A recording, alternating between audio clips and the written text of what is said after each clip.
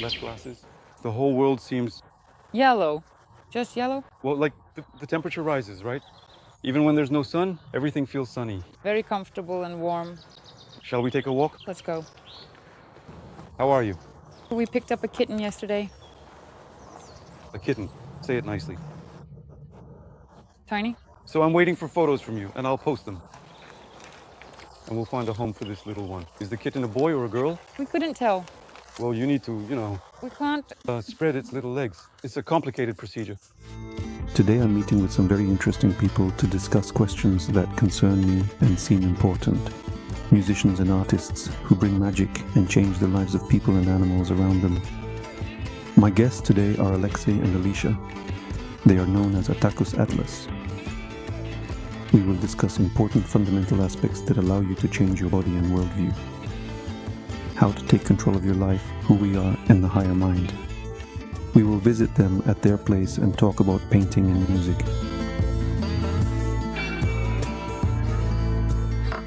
I'd like to start with a very important question that I think is quite significant and truly essential to consider. A question concerning the transformation of the body, consciousness, and worldview. As far as I know from our conversations, you used to be quite ill people. You had chronic diseases, so-called incurable, in quotes. Yes, incurable, in quotes. Right? And at this stage, you are now absolutely healthy people, full of strength and energy. How did you manage to achieve this? Tell us. I don't know. It's different for everyone, of course. I'm now in my early 30s, 33, but basically I've been very sick since birth.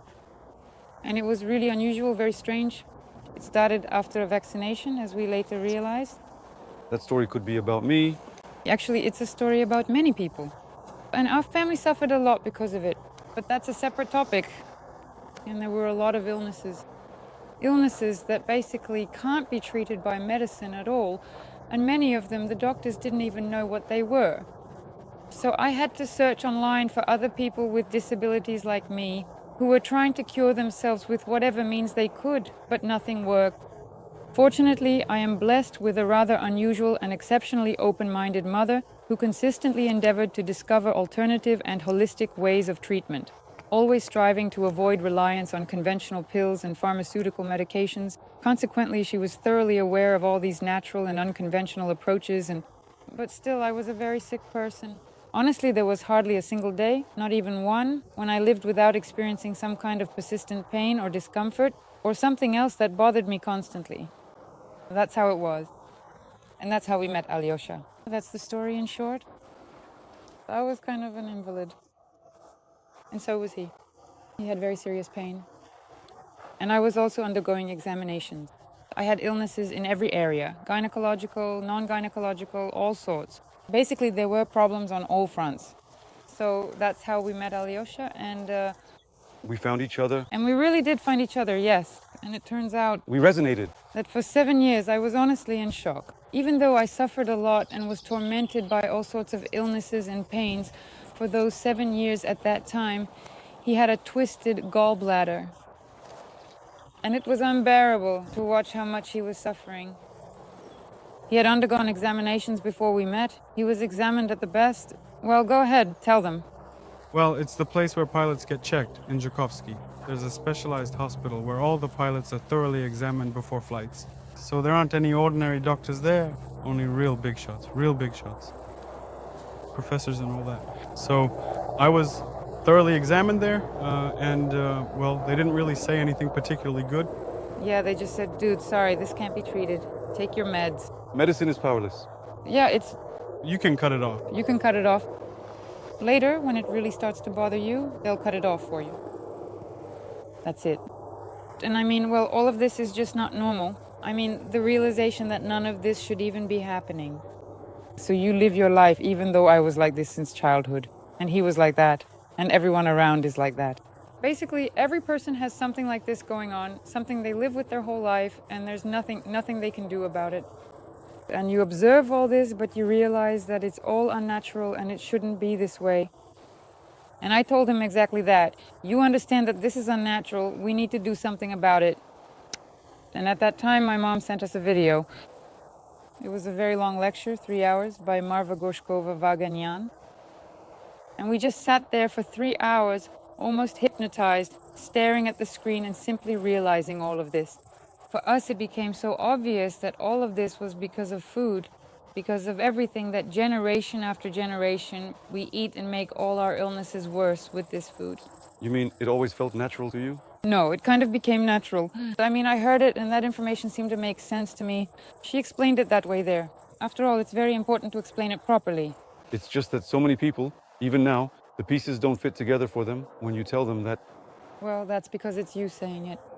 Because you are not her, or, not someone who has been doing this their entire life and possesses the precise language to adequately explain it. In a truly scientific and molecular way, you see. You know how to persuade people? You just It's not about persuasion. don't try to just kind of... Clarification. Well, really, the important, meaningful things that matter to him, he probably needs to believe in them. But how does he? How can he? That's exactly where belief comes in. I actually disagree with that point. Belief is just belief. You can believe in something, but that doesn't make it true. But knowledge and logic, that's real power. So it's about knowledge and logic for a person. And this is a woman, she's already quite advanced in age, and Experience? she's a doctor by profession. And she was able to explain it in such a way that we understood. And once we understood, we simply applied it in our own lives. And literally within probably a month, we got rid of, well, I personally did, and this is absolutely true, 100%. Within a month or a month and a half, all the illnesses that I had suffered from for like 6 years, they all went away, pretty much. Completely gone. So all those incurable, all those chronic, all those women's issues, all those tormenting pains of every possible kind. So, am I understanding this correctly? Where medicine was powerless, where everyone just shrugged, where they gave up, a simple, basic change in diet Yes, absolutely. eliminated all the symptoms, right? Absolutely. That's the reason. And your health improved and you felt better? Yes. It doesn't work like this for everyone. But this doesn't usually happen in just a month, does it? That's exactly what I said. It doesn't work this way for everyone because each person is a combination of their own experiences, their own illnesses, their own body. So Everyone has their own microbiome. Everyone has their own baggage. Yes. And each person needs, and we've been studying this for many years now, their own individual approach. That is because when someone switches to, say, this kind of diet, nothing changes that quickly for them. For some people, things improve right away. For others, on the contrary, health issues start to appear. For some, improvement comes after a period of worsening. But it's a process. Every person is so unique, yes, that with each individual, you need to and can and should, and it's interesting to work through things point by point. Thanks to your guidance, it turns out that I've also gone through detoxification 3 times already. I've cleansed my body 3 times now, and my condition has only improved each time. Why are we talking right now? Why are those watching us able to hear us right now? It's precisely because of this very significant reason, because this is a truly and profoundly important, fundamental, and absolutely crucial thing. Not only is it being kept remarkably quiet, it almost seems as if it's being deliberately and intentionally hidden from public knowledge and scrutiny. Deliberately hidden. Exactly. And these are indeed things that can change a great deal. And in fact, they do frequently change a great deal. After all, this profoundly affects the brain as well, doesn't it? Of course. If our brain is part of our body, it's an organ that's inside our body. All our organs depend on what we feed them. In the same way, the brain works only as well as what gets into it, whether it's toxins or, on the contrary, the right elements, vitamins, and nutrients. So either you're consuming heavy metals every day, or on the other hand, you're cleansing your body, and your liver and your whole system are removing toxins, including from your brain. There's a saying, you are what you eat, right? Well, yes, That's true, isn't it? Well, actually, You eat a cheburek dissolved by your body, runs through you. The liquids of this cheburek are in your brain and everywhere, right? Yes. It's here. Yes. You eat an avocado or a mango, and the mango runs all over you and essentially feeds your cells. So your cells, it turns out, are made up of, either something living or something rotten. yes, either from biological tissue that was once living but now dead, tissue that was supposed to naturally decompose, but was instead chemically treated so it absolutely would not decompose, or from genuine, real nutrients created entirely by nature itself. That's right. Cell adaptation happens. In fact, adaptation happens to everything, but the question here is about quality of life and its longevity. That is, how alert and active you will be, how much you'll be able to move around. Well, yes, it's funny when people write to us saying, my grandfather eats lard every day, washes it down with vodka. Well, actually, he drinks vodka first, and he's still going strong. Well, he's a fool because he could have lived to be 200. Apparently, he has really good genetics. Really good genetics. But because this grandfather ate like that, we no longer have those genetics. In other words, he already ruined everything that There is some genetics that gets passed down. all your. Microflora. Of course, your whole body, the way you build it. After all, you create another body from your own body, right? So a child, they come from your body. What is it like? If you do it like that, But if you have a bunch of bacteria, fungi, putrefactive microflora, then you pass those on to your child as well, right? absolutely. And it just gets worse and worse. The thing is, even when, for example, a mother eats some pizza, her proteins are structured from the proteins that process that pizza. And then those proteins are already being formed in the child. And when the child is born, he wants, He wants pizza, he says. because his proteins and everything else were already made on that basis. And so, but they crave it. There's a theory about this. I've heard it many times that when people crave something unhealthy, it's actually not them who want it, it's the parasites. That's true. It's their microflora that wants it, which puts pressure on the organs, on the brain. For example, you crave fried potatoes. In reality, for the body, these fried potatoes are useless, right? As a source of energy, as a source of nutrition. It's actually the opposite. Even people eat them and feel tired. They need to sleep after that. You eat fried potatoes and you just pass out. Sleep, that's it. Well, the body just shuts down. All resources are thrown into digesting these potatoes, just to somehow get them out of the body. Even though you were supposed to get some strength, on the contrary, energy, food is supposed to recharge you. But here, it's the opposite. Well, this whole story with nutrition, of course, has already been brought up by many people, but it's still very important to keep talking about it because there are certain groups, certain pockets of people in the world who still don't know about this. And it seems like we keep talking about this, and we already know it. We've heard it a dozen times, we've tried it, we've experimented, we already know. But still, there are a lot of people who will watch this video now, and for them, this will be something new. Right now, we're saying this for ourselves, but we already know it.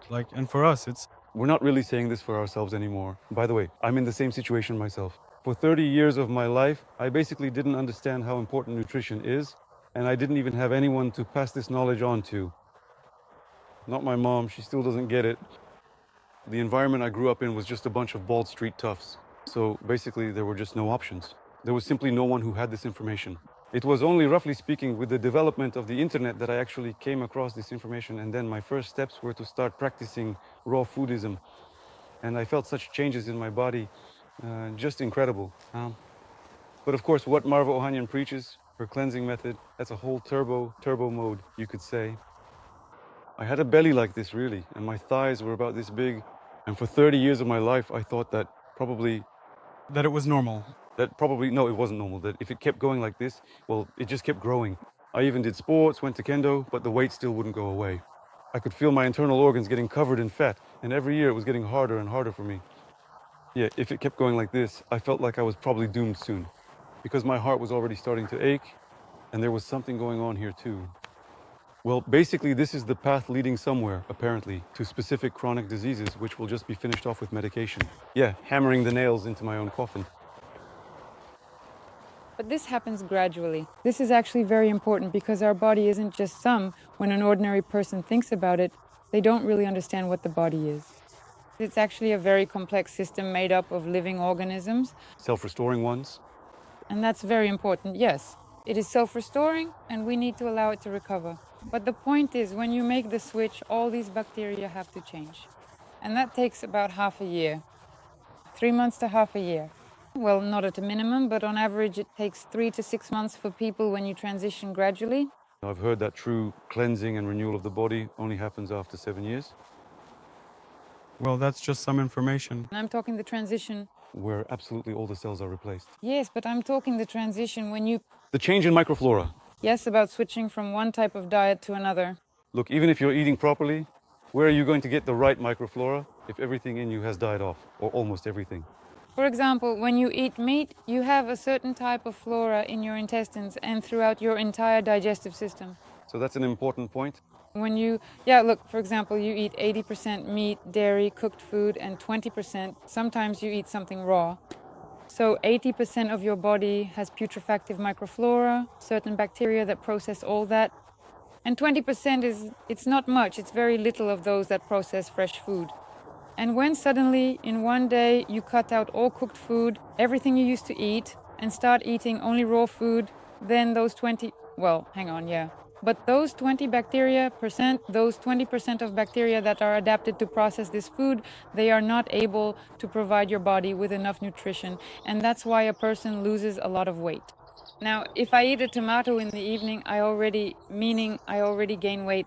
This is not a joke. It's just that my body absorbs this living food. So yesterday you probably didn't eat a tomato? Basically, yes. I try not to eat after 6. That's actually very important. The body needs to rest. And we've come to that conclusion too. Sometimes we still eat, but we try to stick to this. This is a very important point.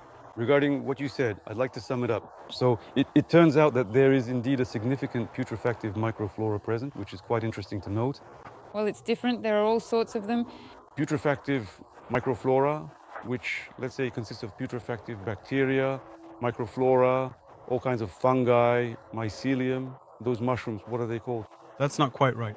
Rather, they just promote development. And parasites. Rather, they contribute more to development. It's not that the microflora itself is like that, it's just that under its conditions, the body has a hard time coping.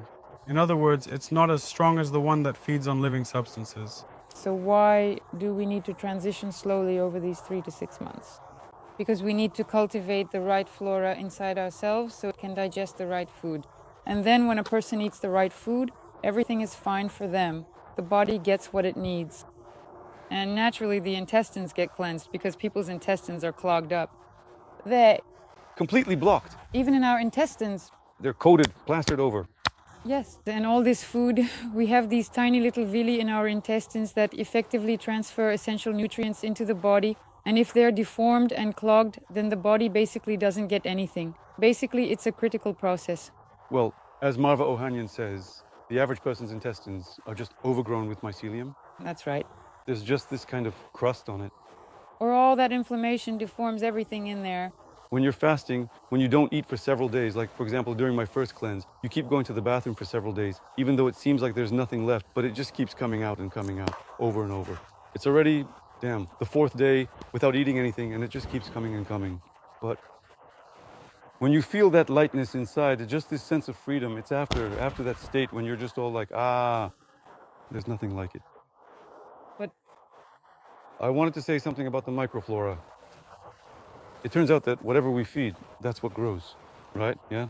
yes, So I came across a truly interesting and quite compelling example on the internet, specifically concerning the fascinating phenomenon of mold. Let's consider a scenario where we carefully place some fresh bread into a sealed bread box. We forget about it. The bread gets covered in mold. Now, if we remove that bread and put in another loaf, it will get moldy in the same spot again, because there's already a certain microflora in that bread box. But if we remove the bread from the bread box, after some time, that microflora in the bread box will die off, because it will have nothing to feed on. That's it. And from the perspective of what we feed is what grows, it turns out that if we don't feed the putrefactive microflora, then gradually, yes, it will decrease. But it doesn't want to die either. It will send so many distress signals to your brain. It will just keep telling you, stop. you'll think that it's you who's dying. Exactly. That's when you feel bad. You'll think you're about to die if you don't eat some meat or pizza. Right, exactly. They'll all line up there in delegations. Basically, everyone will be sounding the alarm, ringing all the bells. Everyone will be telling you, eat, you need to eat something right now. I'm about to die, and so on. It dies not only because you don't feed it, but also because when you start eating proper food, real food with all the right nutrients, your body creates an environment that's not acidic, but rather the acid-base balance evens out. And it's very easy to recognize a corpse in this context. When someone dies, what happens to them? It instantly just starts to eat itself, it rots, yes, it swells up, and processes begin even aside from maggots. So what's happening there? It's a natural program. The tissue must decompose. The body will eat itself. All the bacteria living inside it experience a boom. There's a superacidic environment because the immune system is gone. There's no alkaline environment anymore, it's gone too. So it becomes a completely acidic environment. But a lot of people look like that even while they're alive. Yes. So when you start eating that kind of food, it creates an alkaline environment in which all of that also dies off because it can't survive in alkalinity. That's where all these things like baking soda, soda baths come from. People use them to quickly create that environment and so on. Let's sum up this question as well. Look, it turns out that there is actually an alkaline environment and also an acidic environment, right? And certain foods, like, for example, milk and cheese and other dairy products, are typically considered to be more acidic in nature. Those are all very, very acidic. So it turns out we're acidifying our bodies. These are actually terrible products. Exactly. And by doing so, we promote the growth of microflora that feeds on all this. Yes. And the harmful byproducts of this internal microflora can gradually poison our bodies. We develop diseases. We're basically rotting alive. Yeah, okay.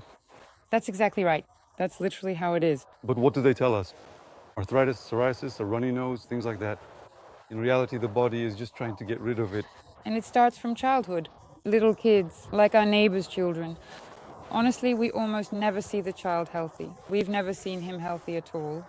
There's always an ambulance coming constantly, and he's always got a runny nose. So the child is being poisoned from childhood, and his whole body, he's rotting from the inside, and this pus is coming out. And that's what the whole world looks like. But what's interesting is that people are divided into two types, and this is very confusing. I always use my grandmother and grandfather as examples. They're very vivid examples. My grandmother, for example, no matter what she eats, she's like me from birth, from early childhood. Everything shows up in her, meaning she has constant symptoms. So all the ailments appear instantly, and she's constantly fighting them, trying to figure out what caused it, where it comes from, and so on. Or my grandfather, he was a 2-meter tall giant. His name was even Lev. He never got sick at all, not even a cold. This person was so strong-willed, very healthy. He died of cancer in just 2 weeks. So there are two types of bodies. For some reason, the first type is more often found in women. It's not always the case, but that's just an observation. And the second type is more often found in men. You endure and endure. The body keeps accumulating and accumulating. You drink vodka, eat meat, wash it down with milk, smoke, do all of that, and everything seems fine. Maybe you get a pimple, maybe your belly grows, but it seems like nothing serious. And then you just die of cancer, and no one can help you because your liver has already failed. Even doctors might not notice it because the liver is always the first to fail with any illness. That's the very first thing. And that's it. And then everyone is crying, "What can we do? Poor guy, how can we help? Let's try a raw food diet for him." He was so healthy. Yes, he died in just 2 weeks. He never even got sick. So in a way, everyone has a chance. But I think of it as natural selection. I mean, people choose for themselves what kind of person they want to be. Do they want to wait until cancer strikes? If you don't have any information around you. But also, some people are just so programmed. My mom, she even went through cancer. She has so much stuff. She has so much baggage. She lines up a whole row of things in the kitchen. That's what she needs to drink in a day. They just lie there in stacks like that. And no matter how much I tried to reason with her, I'd say, "Mom, you can't have this. This is killing you." And even now, I know that her organs are still working more or less okay. There's still a chance to change the situation. She says to me, "What, are you a doctor or something?" In that kind of tone, yes. No matter what I say, she tells me, "What, are you a doctor or something? Let's look at the doctors." I say, can the doctors cure you?" Doctors can't. "They can't cure you. You keep taking these pills, and every year you only get worse." My mom says doctors are really good at only two things, cutting things off or saving you in an emergency. Absolutely no one is denying the fundamental necessity of this particular surgical procedure. It's very important. Emergency surgery specifically, Absolutely. and dentists too. Well, those are things that are also essential for life. Many nuances there as well. Yeah, every field has its own kind of exceptions. Their own cycle. Their own business. Their own business. You said it right. Their own business. So how exactly do you live a fulfilling life in this complex world then?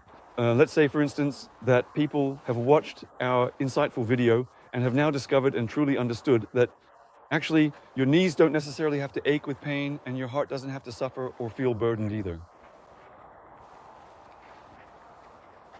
But you have to change something in your life, right? First of all, you need to study the information. The greatest power is information. There's just a huge amount of it now. Of course, that's a problem. There's just so much of it. But to put it simply and concisely, there are a significant number of common products that are widely considered to be our usual, supposedly normal, everyday foods that we consume regularly. And people's lives are also ordinary, with the usual range of illnesses. Yes, yes. But you have to try something different already. There are a number of products you should give up once and for all. Yes, it's really simple. These are the things that are killing us. Absolutely. For example, a common food item, bread. It's basically glue. Yeah, right. We use it to make crafts. Salt, bread, well, it turns out they're just fakes. So, first and foremost, there are certain specific foods you should absolutely stop consuming. That will undoubtedly help a great deal right away. You don't even necessarily have to give up absolutely everything, but just by carefully and thoughtfully removing all those highly fermented dairy products from your daily diet. There are certain things that you absolutely need to cut out of your diet immediately. Those include specifically meat, milk, eggs, and butter, among other similar items. Bread dough, Yeah, and bread dough, too. These first three things are very... eggs, milk, Meat and delicious butter. butter. Well, even Ogenian herself explicitly states that butter Well, actually, eat. It's a debatable point. in reality, you always need to filter all information, and there shouldn't be any authorities at all. She says we need fats, and like, can you eat 3 or 4 avocados every day? Go ahead and eat them. You shouldn't do that. Absolutely not. Absolutely not. So basically, that's the approach I support. The only human, normal, reasonable approach. So how is it with people? They've either been raised by religion, or doctors have pushed some kind of truth on them, or something else. And that's religion too. Yes, that's a kind of religion. That's what religion is. That's the approach I support. It's just that I've been through all of that, through terrible dogmatism, through religiosity, through fanaticism about certain things. Now I can look at all of this from the outside.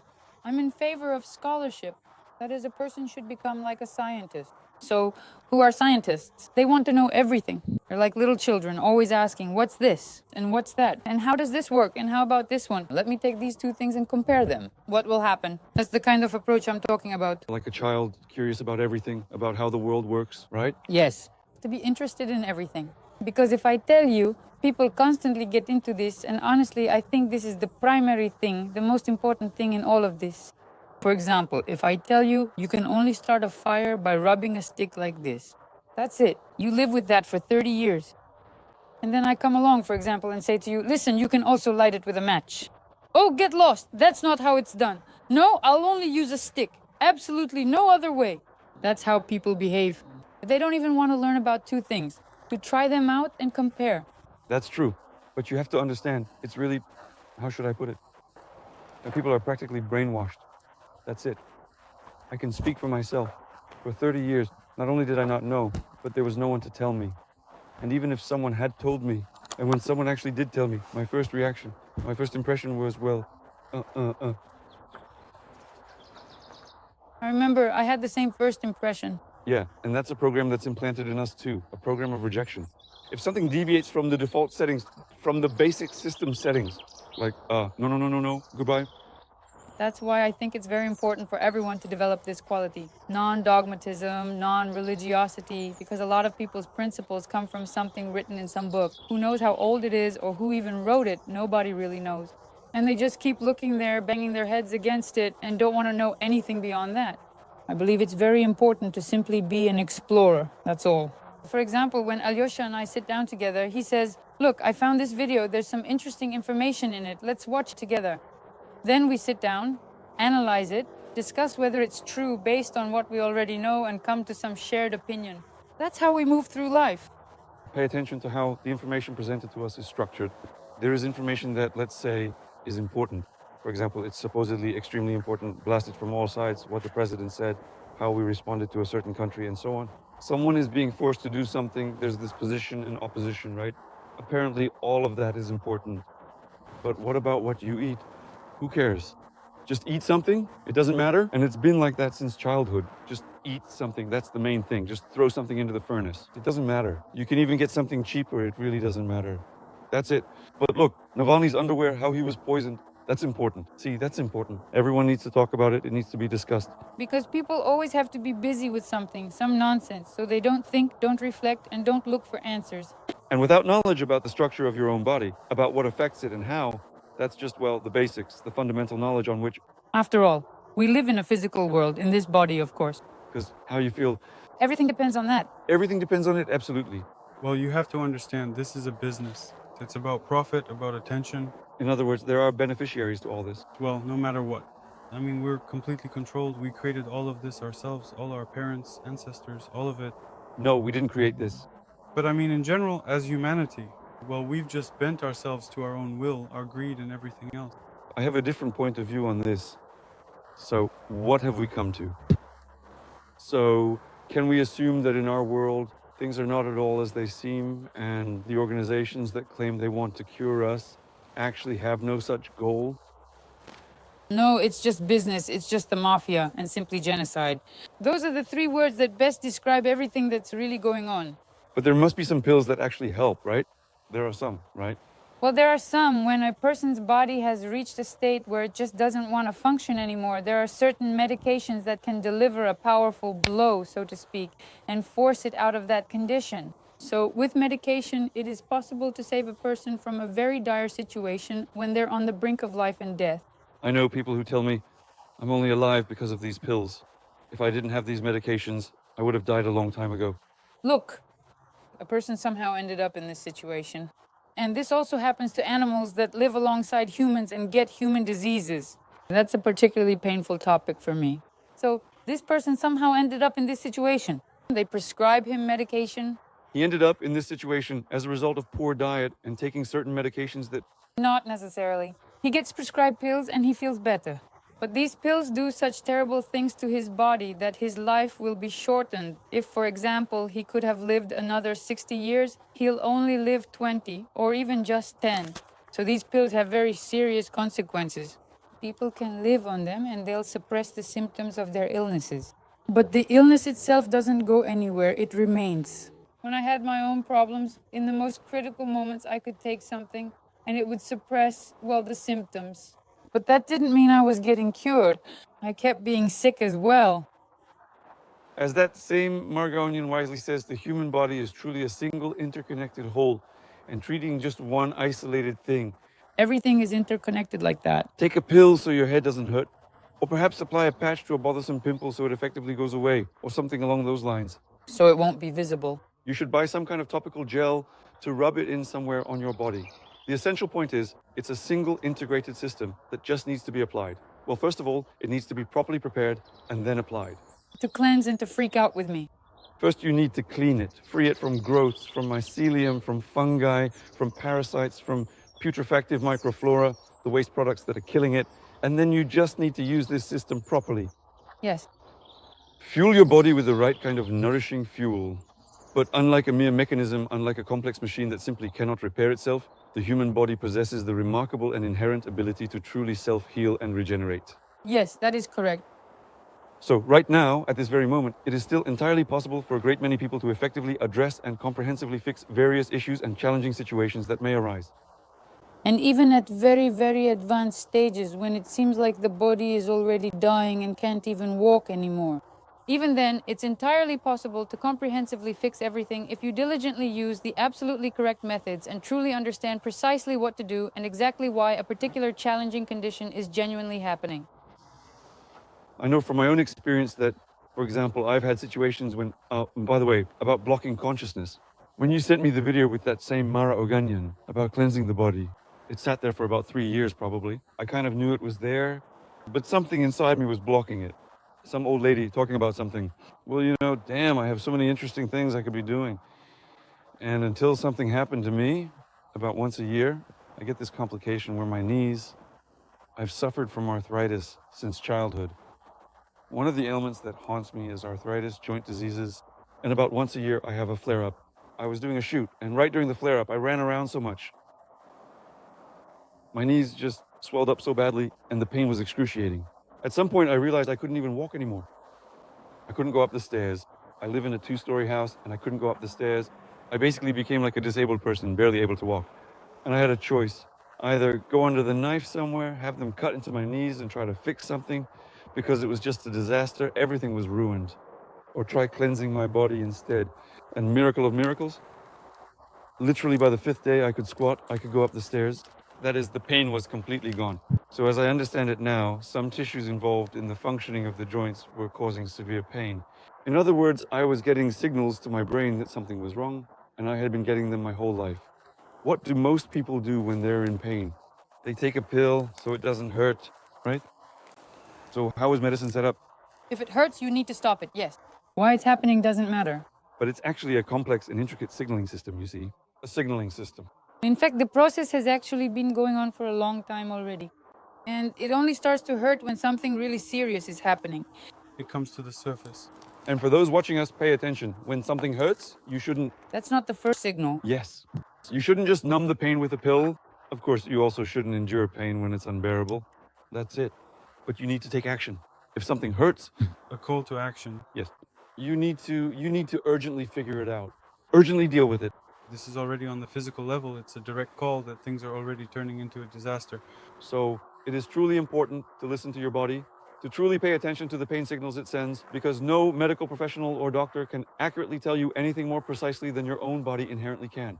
However, there is a significant problem that arises when the body becomes completely overloaded, and many of its crucial receptors are just entirely...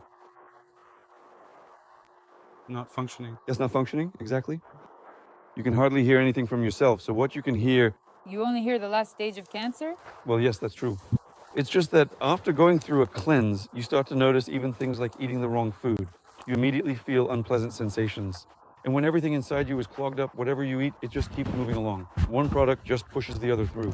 Exactly. But when you're clean, when everything is clear, you eat, say, an apple from the store and you feel some unpleasant sensations, you realize that maybe this apple has some chemicals or something else in it, right? So that's how it happens? Yes. What's in those little pills? The pills of happiness they're trying to sell us? Actually, I think there's a big scheme here. There are things that really work, but it's a system that's been developed not just in medicine, but in any area of commerce where they entice you with some effective products, yes, medications. It's a kind of lottery too. So there are herbal things in there that might actually help, right? These are old remedies that have been proven to work. And they're usually the cheapest ones for the most part. Well, they cost next to nothing, and actually they're usually the most effective. But there are all sorts of tools and tricks, even agreements with doctors to get them to recommend certain things. So, you see, there's a whole system here, just like in any other field. You can analyze it and spot it easily, even if you don't know anything about it. It's all pretty obvious. What are you talking about? About the pills?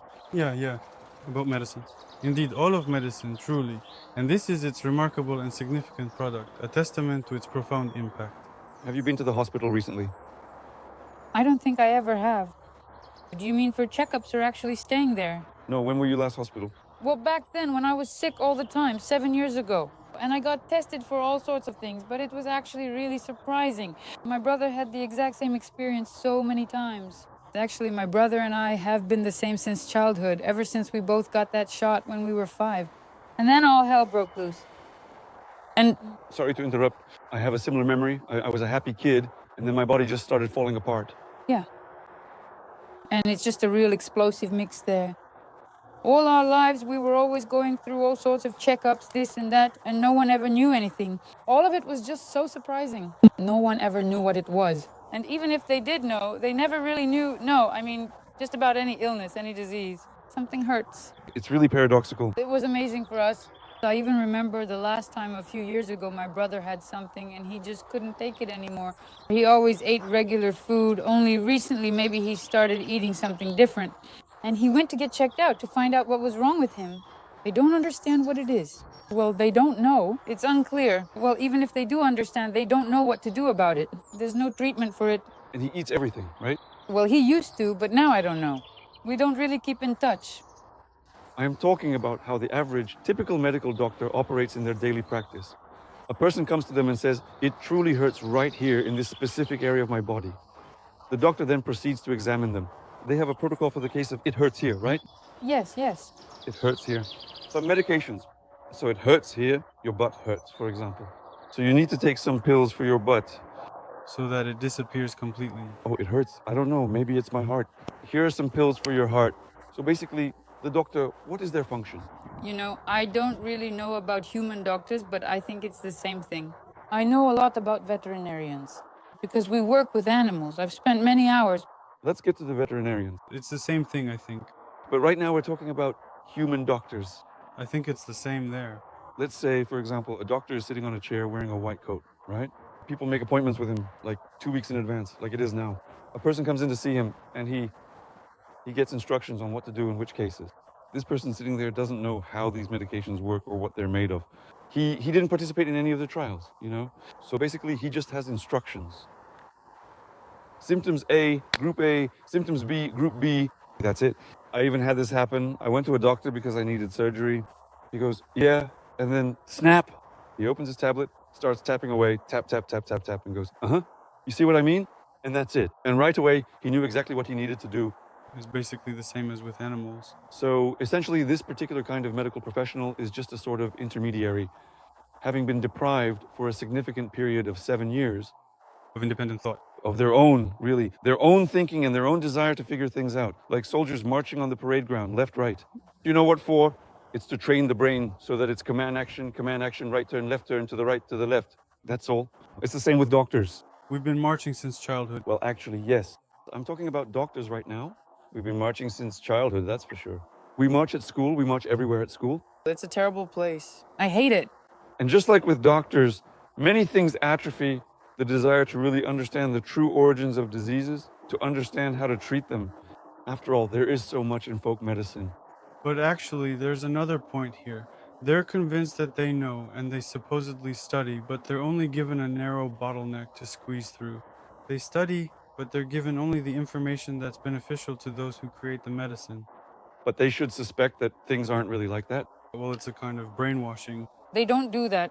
I think it's all the same, whether it's veterinary medicine or something else. The scheme is the same. I've been to hundreds of doctors, spent hours in waiting rooms listening to how these poor animals, whose treatment I knew, and how easily I could help those dogs and cats, were being discussed. They have no idea what's happening to them. They just prescribe the same pills, the same food. The animals leave, keep getting sick, everything gets worse, and in the end they die. It's always the same routine. And the thing is, if you start telling them how... Oh God, no, I've tried. It's awful. No, it's scary. Of course, I don't do that anymore. When people go to the temple of medicine, for them, doctors are like apostles. Whatever they tell you, you'll do it. If they tell you to swallow pills whose ingredients you don't even know, you'll take them. That's why you have to figure it out. If they tell you to strip naked in the office, you'll strip naked. If they tell you to spread your legs, you'll spread your legs. If they tell you to spread your cheeks, you'll spread your cheeks. This is your temple. You came here to pay your respects. It's a religion. Yes, medicine is a religion. It's hard to argue with that. But you just need to realize that this is how it is. And those apostles, or let's say priests you go to, they actually don't know a damn thing. They just blindly follow the instructions they've been given. And every year, those instructions can change. And now, we treat asses differently. Look, we used to have one protocol for treating asses. Now... Look, you're really fixated on asses. Well, it's just a very simple and funny example. After all, not everyone is willing to listen to us for 2 hours. That's it. And on top of that, it's funny too. So, what exactly am I truly saying here? That in reality, no medical doctor or healthcare professional actually gives a single damn about your personal health and well-being. If you, as an individual, do not take comprehensive care of your own health yourself, if you do not proactively solve your own deeply personal issues, which besides you, your cherished loved ones, your parents, and your precious children, absolutely no one else genuinely needs or truly cares about, then consequently no outsider or external entity will ever care about them even more than you do, or even at all. Well, there's probably another important point here, which is that people often get fixated on just one set of knowledge, and it's really important to study different sources of knowledge, not just American ones. In our conversation, Marva was mentioned quite often. For us, it was simply a starting point. Yes, it significantly helped us to fully recover. And, well, of course, even Marva herself meticulously built her comprehensive cleansing system based on certain profound knowledge. On the extensive knowledge of various people, she had also diligently studied and thoroughly researched. By the way, I didn't finish an important point. Every single person should genuinely strive to be a dedicated researcher. They simply have to become one. It will absolutely save their life and provide immense personal fulfillment. And what's very important here is that when you listen to Marva or any other author, you need to realize that they're right about 60 or 70% of the time. You have to filter out the rest. That's always the case. No one... They're human beings. They can be mistaken about some things. Absolutely. They base their information on their own personal experience. But every person needs to gain their own experience and understand what works for them. After all, even nutrition is a very flexible topic, right? Because what might be good for one person may not be so great for another. Isn't that true? Well, you know how many people interpret that phrase? They'll take it to mean, oh, so for some people, something is okay, and for others, it's bad. No, I mean the list of foods. Someone, for example, might be able to eat only apples and feel perfectly fine. But for someone else, yes, for someone else, that might not be enough. Well, because of their body, because of their personal history, what they've been through. Eating only apples isn't enough for anyone. I understand you. The point is, yes, every person is very individual. There are people who are mono-eaters, after all. Well, And they're alive and healthy. Though honestly, I don't know how long they live. exactly. That's exactly a question of quality. You can live on rice like monks do, but their quality of life. Quality of life and longevity, right? Well, here, in fact, we're only touching on nutrition. But here, besides nutrition, there's also a spiritual component, right? Like, How much you get angry, how much you get upset, how much you worry, things like that. It's physically clear that man does not live by food alone. Even something as basic as sunlight is very important to us, right? You exercise. If we don't get sunlight, we'll already have a deficiency of certain components in our bodies. vitamins, and they simply can't be absorbed without sunlight. And how important there is clean air. And the thing is, sports play a huge role in our observations. We've studied a lot. All the beneficial microelements that nourish the body, they need to be well and everywhere. Circulate. Yes, circulate and be delivered. And accordingly, both the inflow of nutrients and the outflow of everything that needs to be removed through sweat and so on.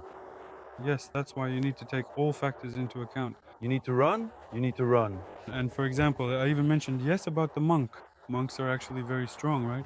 Considering their rather modest diet, even though they have herbs and all that, right? But if you look at it ideally in terms of how many different substances they can get, their intake is more limited, right? Restricted. But considering that they do training, meditation, get fresh air, their bodies are very specific and resilient because of these factors, although they could be even stronger. So the bottom line here is that you really need to want to figure everything out, to study a lot of things. Not being dogmatic, that's a life credo for every topic. That's very important. If you're dogmatic, you're depriving yourself of life. And to explore life, different authors to read, draw conclusions, compare, practice, analyze. That's basically what Alyosha and I do every time, and that's how we live. In order to be truly open to new and incoming information, to be fully ready and prepared for it, you first need to be able to carefully consider the profound possibility that what you've been consistently told and taught since your earliest childhood might not, in fact, be entirely true. From virtually every conceivable direction, you're now being told that many things are either a bit different or indeed completely and fundamentally different from what you've always previously heard and understood. If you are genuinely willing to thoughtfully consider this significant perspective, to at least seriously doubt it a little, then you are on the right path. But maybe it really is that way. Maybe things are exactly as you've been told. But check it for yourself, make sure of it on your own, and this actually applies to everything, to a great many things. Now, so much is coming to light. Turns out, even in history, some things don't add up the way they're presented to us, and in science, it turns out, some things don't add up either. There's just so much information, It's everywhere. and you somehow have to sort through it all. It's hard. There's just so much information. If we're talking about what you mentioned, history, science, whether the earth is flat or round, and so on and so forth, it's all just that. There's a ton of information. You have to think, expand your mind, and take an interest in life. We've come to a point where basically everyone shifts responsibility onto others. So health problems will be solved by the doctor. That's the natural system. Mental health issues will be solved by the psychologist.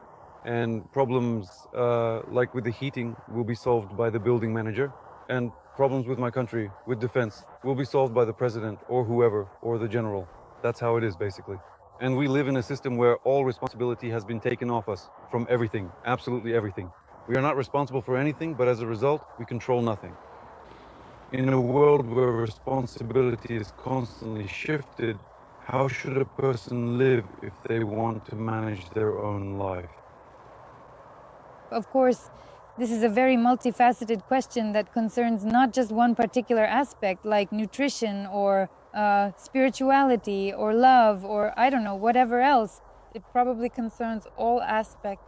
And there are very, very few people like that. And in general, we are only striving for this.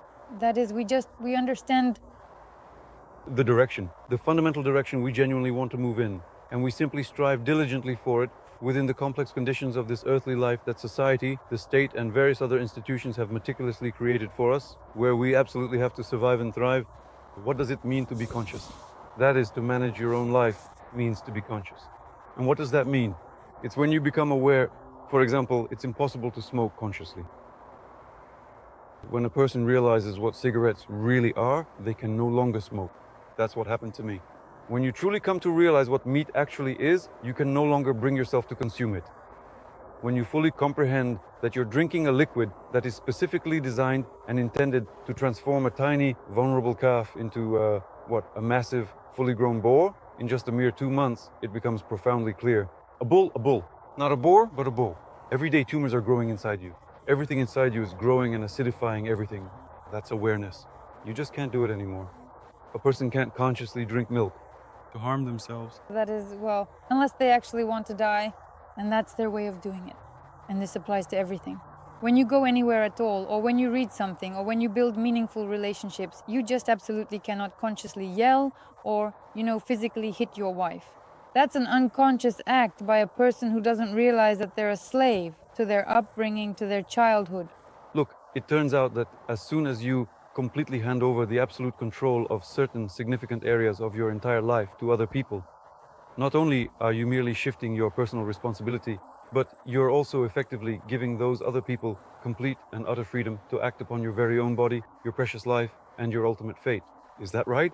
Well, of course, But for the overall system, this can be very convenient and highly profitable. naturally, very profitable.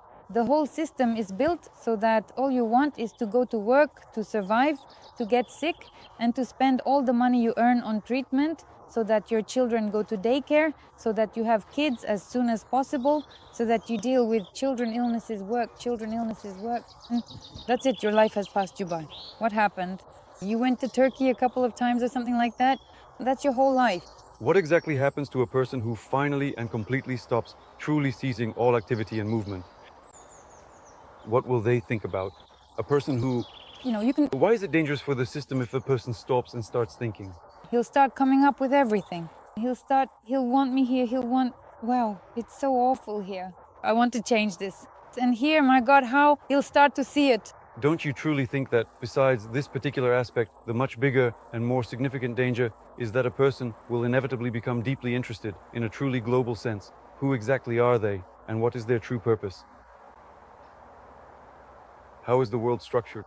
After all our thoughts about how the world works end with what we learned in school. But is it really like that? We don't know. It seems to me that the bigger issue here is that he will realize that he is a slave, and the energy that the state and those in power use will no longer be where they need it to be. I mean, when people start to realize all the incidents that have happened to them, the fact that we are being controlled, our food, our health, basically the energy will be lost for those in power, so it's not in their interest. And here, basically... So, it turns out we have a kind of a unanimous agreement. We haven't discussed these questions with you before. We've definitively arrived at the profound conclusion that, upon careful and thorough consideration, various intricate and pervasive control systems have been quite deliberately and strategically introduced with the explicit purpose of effectively managing, or as one might metaphorically express it, herding the populace, much like one would manage livestock or cattle. Is that an accurate assessment?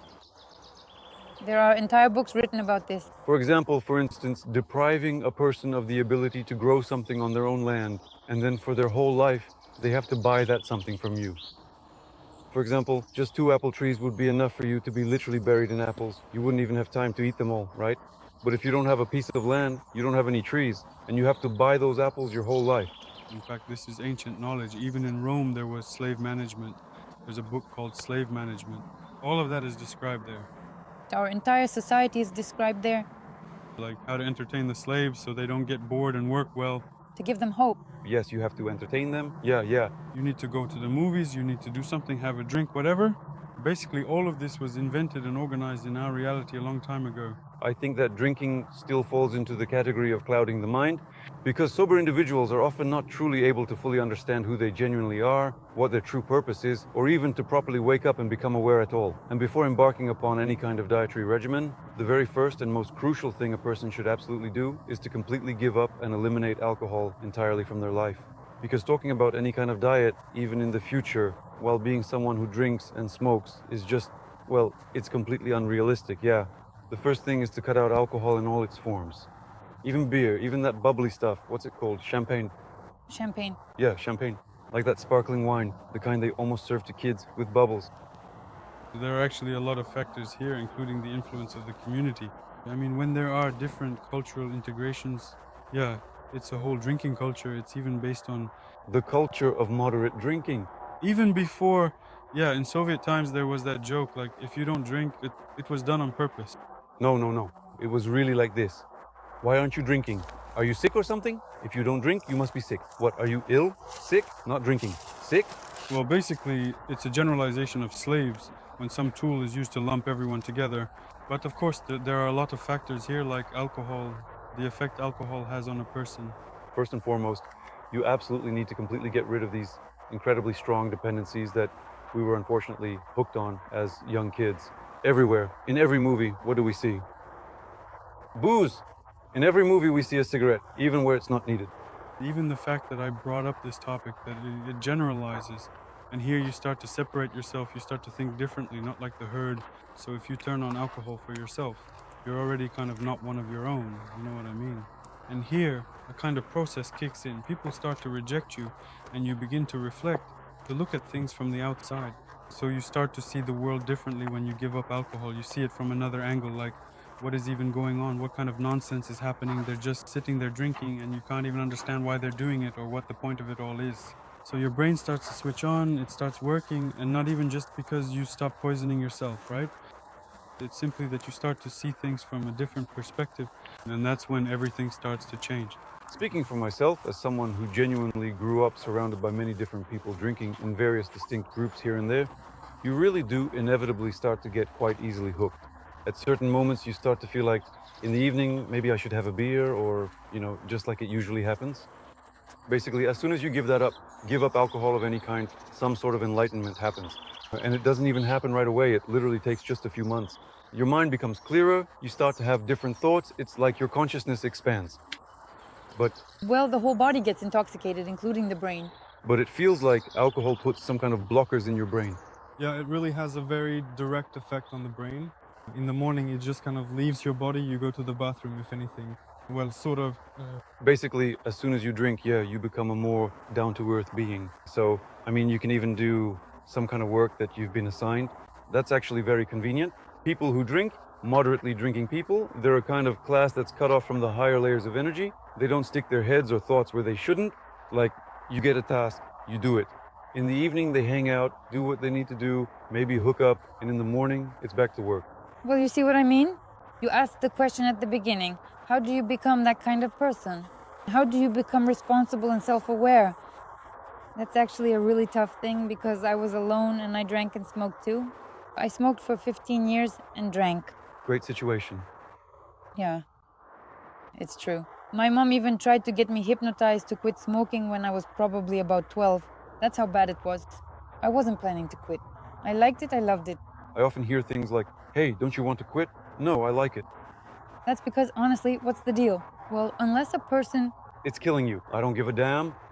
Exactly. I didn't care. I didn't have leisure. I didn't care about anything. I was alone. You have to understand this thing. For example, before, I didn't want it.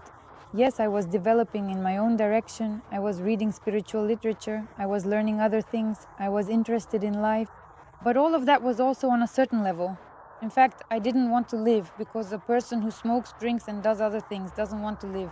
You can't light up a cigarette and say, yeah, I want to live, while puffing out smoke is just silly, obviously. When Alyosha and I met, our whole direction in life changed completely. I wanted to live. I love him very much. I want to live as long as possible so I can see him for as long as possible. And I can only see him in this body. If it's truly sick, weak, and utterly useless, then I will surely die, and he will then proceed to bury me. And that's basically how people live. Eternal life? Are you kidding? People think the way I live is like that. For example, I want to live forever. I'm interested in it because I have a huge number of plans, and I really want to change and accomplish a lot of things. But when a person lives such a life in a sick body, all awkward with a useless job, can't make any money, and his wife nags him at home, eternal life? Are you serious? Really, or what? No, just 20 more years for me and that's it. And even then, I'll have to put up with this for another whole 20 years. Everyone's quality of life is at a completely different level. Yes, and you see, for a person like the one I just described, if you tell them They don't need a healthy body. They don't believe it's possible to live happily with someone you love. But what does it even mean to live happily? That's also about awareness. Alyosha and I learned so many different things just to go from breaking walls, smashing plates, and fighting to the absolute unity and peace we have now. We are like a single being. But it took many years, and we truly had to meticulously sift through so much valuable knowledge, so many insightful conversations, complex situations, and a vast amount of practical information that we diligently put into effective practice day after day, year after year. That's awareness.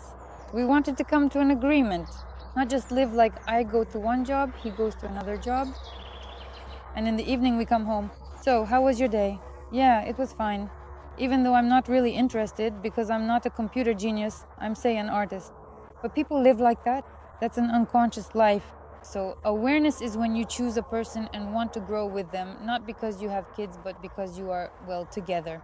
And it's like that in every little thing, in nutrition, in relationships with children, in everything. You learn something and grow as much as you can. That's what it means to be a conscious, responsible person. First and foremost, a person truly needs to develop a profound desire to live, a deep-seated yearning to explore the vast world around them and to truly understand themselves, right?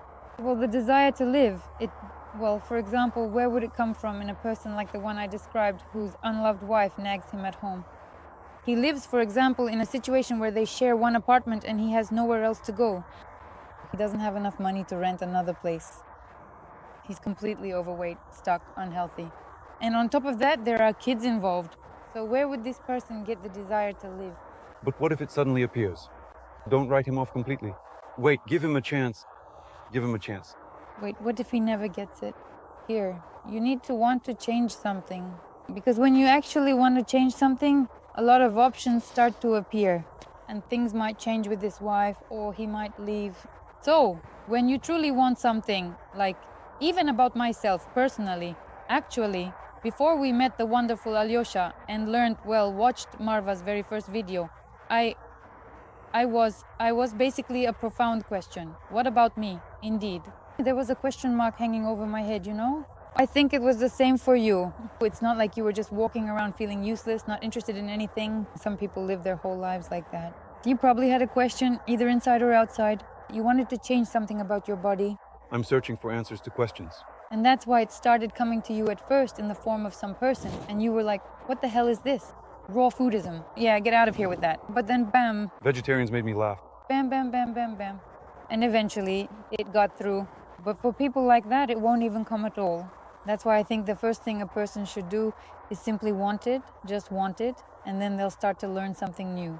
When you read some book, I don't know, for example, I know a person who is very depressed, extremely depressed, and if he just read even a couple of books, he would already feel uplifted, you know?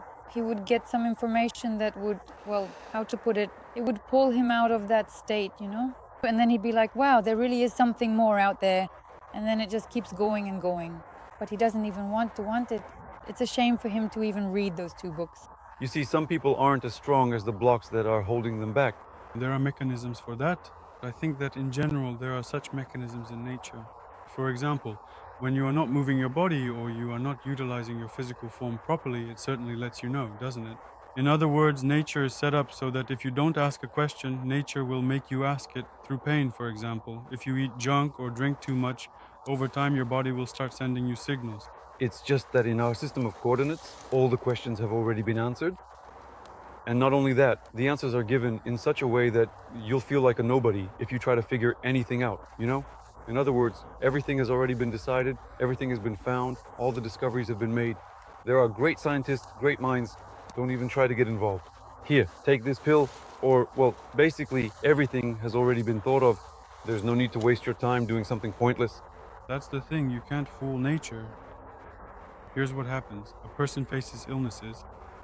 And suffering. Yes. So in any case, physical or emotional, nature simply can't allow a person to remain a fool. But I spent 30 years searching for answers and couldn't find them until, the internet somehow, it seems, life just pushed me in that direction. Well, look, it depends on the degree of it. Let's say there are people who burn themselves out quickly, and there are those who do it slowly. And how do they live? How did you live your life? Well, how well did you actually live? You can't say right now, not in any percentage, how well you lived your life or how you could have lived it, right? Taking into account all the knowledge you have. I mean, you could have lived much better. The question is, from which angle can you approach knowledge? Some people approach it from the perspective of pain. Others, well, for me, it was partly from the perspective of wanting to stop contributing to violence against animals. So, yes, to stop being a sponsor of slaughter, of livestock slaughter, and so on. When I watched the film Earthlings, that's probably the scariest movie I've ever seen. That's real. Honestly, I don't even want to watch it. I managed to watch it. It's about 3 hours long, but I could only watch about 20 minutes at a time. I would start to feel sick, and after a while, I'd come back to it. And that's how I ended up watching the whole thing. After that film, my world could never be the same again. It's one thing when people tell you like, yeah, they raised a cow somewhere. Well, they raised it specifically so you could eat it. But it's a whole different thing when you actually see... Hitler thought the same way when he created his fascism. But it's a whole different thing when you see all the production processes and when you love animals and when you realize that it's pain, suffering, that it's just pure torment and that it's a living being, like a little dog or something. It's just, well, it's simply horrible. Here, you see the most important factor is this. For everyone, their own health comes first. They believe that if they don't kill a cow and eat it, they'll die themselves. They'll die, yeah. They think they'll be missing something. That's a mental block that needs to be removed. It's like there's a huge padlock hanging on this whole meat issue. But why is that? Because can you imagine the scale of this business?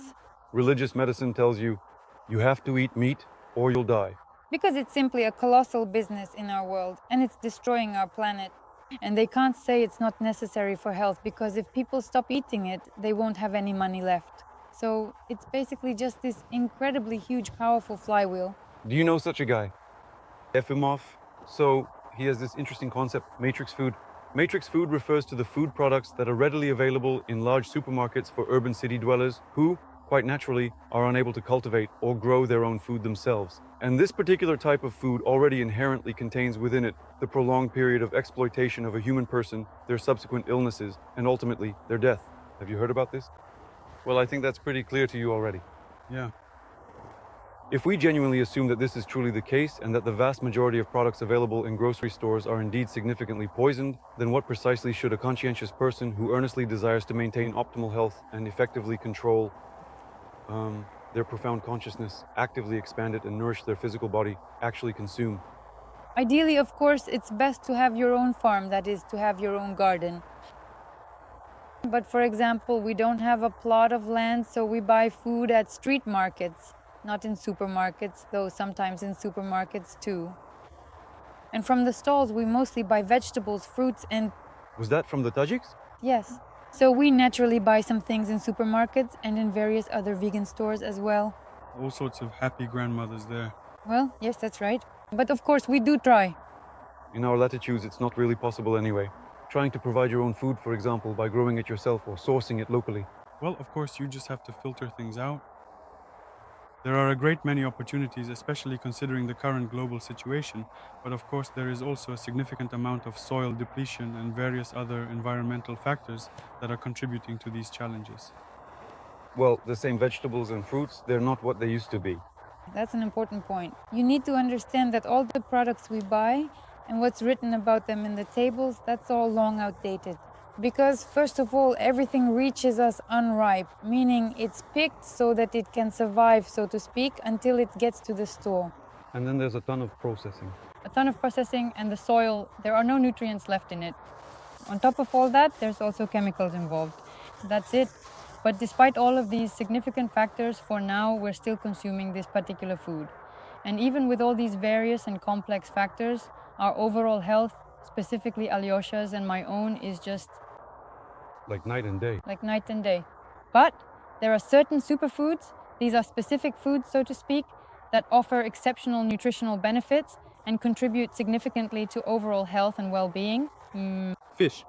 That contain a significant amount of essential nutrients that are often missing or severely lacking in the processed foods readily available to us today. No one gets enough of them. No one gets enough of them. Yes, that's absolutely... Honestly, I haven't quite gotten to that particular task yet. I haven't even had the chance to look into this specific topic. So basically, it's kind of... It's seaweed, flax seeds, various other seeds. So it's not some kind of chemical stuff? No, these are natural products. Natural products that are gathered... You need to add them to your food, yes. It's seaweed, flax seeds, hemp seeds. These are medicinal mushrooms. For us, this was truly an amazing healing discovery. which we use in treating both animals and people. In general, there are many such substances that need to be added to food, without which the body simply won't be able to function in the end. Because, Some nutrients, amino acids, things like that. yes, exactly everything that we truly need is completely contained within there. Well, in any case, I understand the question is about how those with limited financial means can survive, and in any case, you have to choose the lesser of two evils as much as possible. So if you analyze how much harm a particular product might cause you and choose something less harmful, taking your situation into account. And in this way, you need to gradually grow, earn more, whether in business or anything else, right? Strive for success and allow yourself to afford better products. But again, if you're an unhealthy person, by definition, you can't really be successful. You'll just be thinking about your illnesses, about how to get better faster, about needing pills, certain medications. Only a healthy person can truly be successful, can think outside the box. In fact, the elite, for the most part, are aware of this and put it into practice. This is no secret to anyone. When it comes to fitness and nutrition, their standards are on a whole different level. Few people think about it, but in the average segment, people don't bother, and they end up paying the price for it.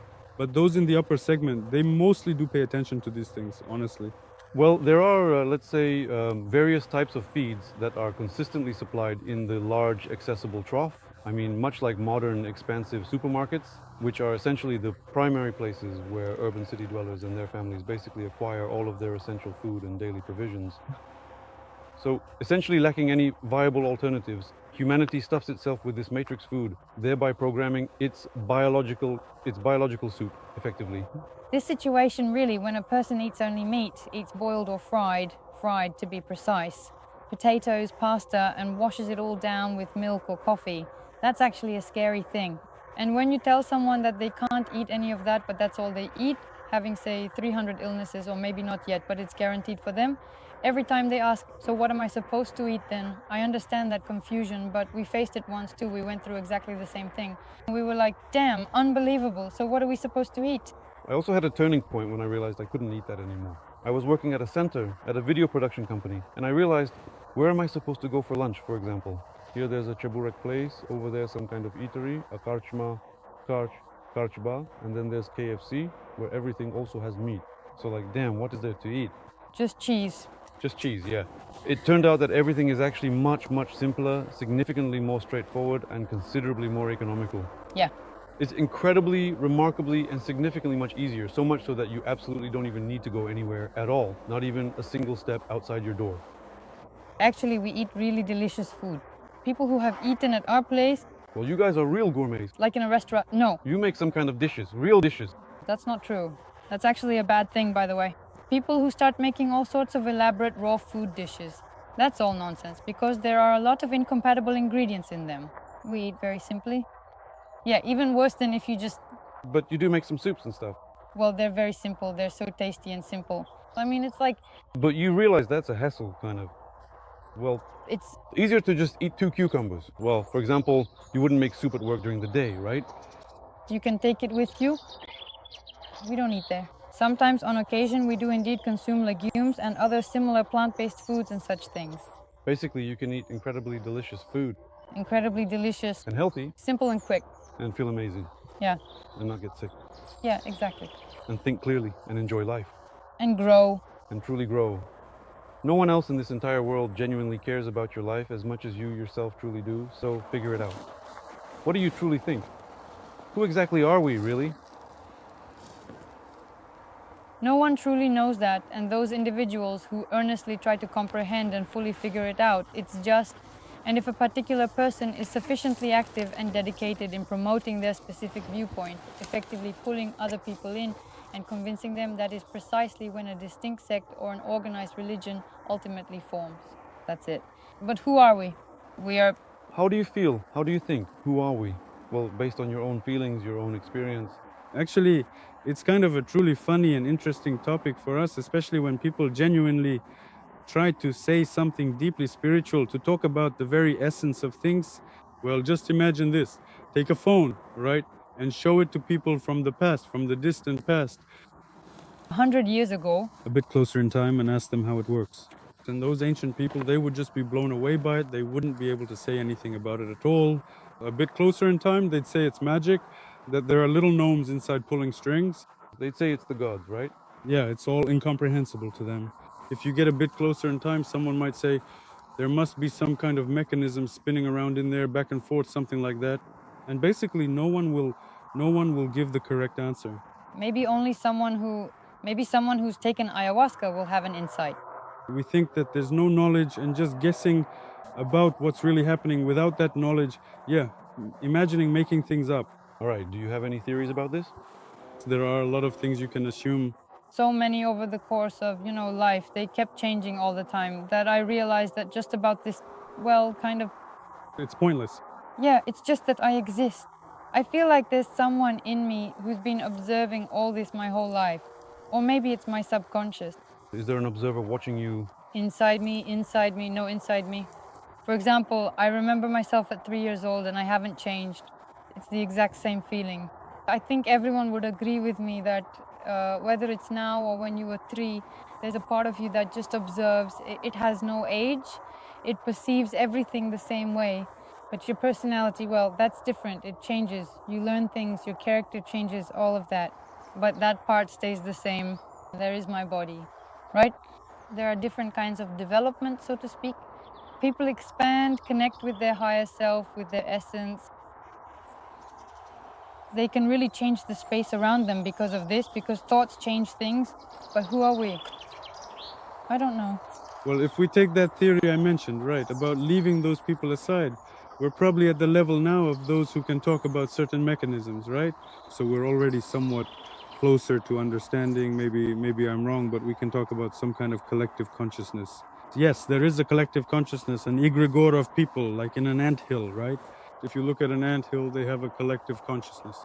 In precisely the same manner, humanity inherently possesses certain profound perceptions and intricate reactions to various actions and occurrences.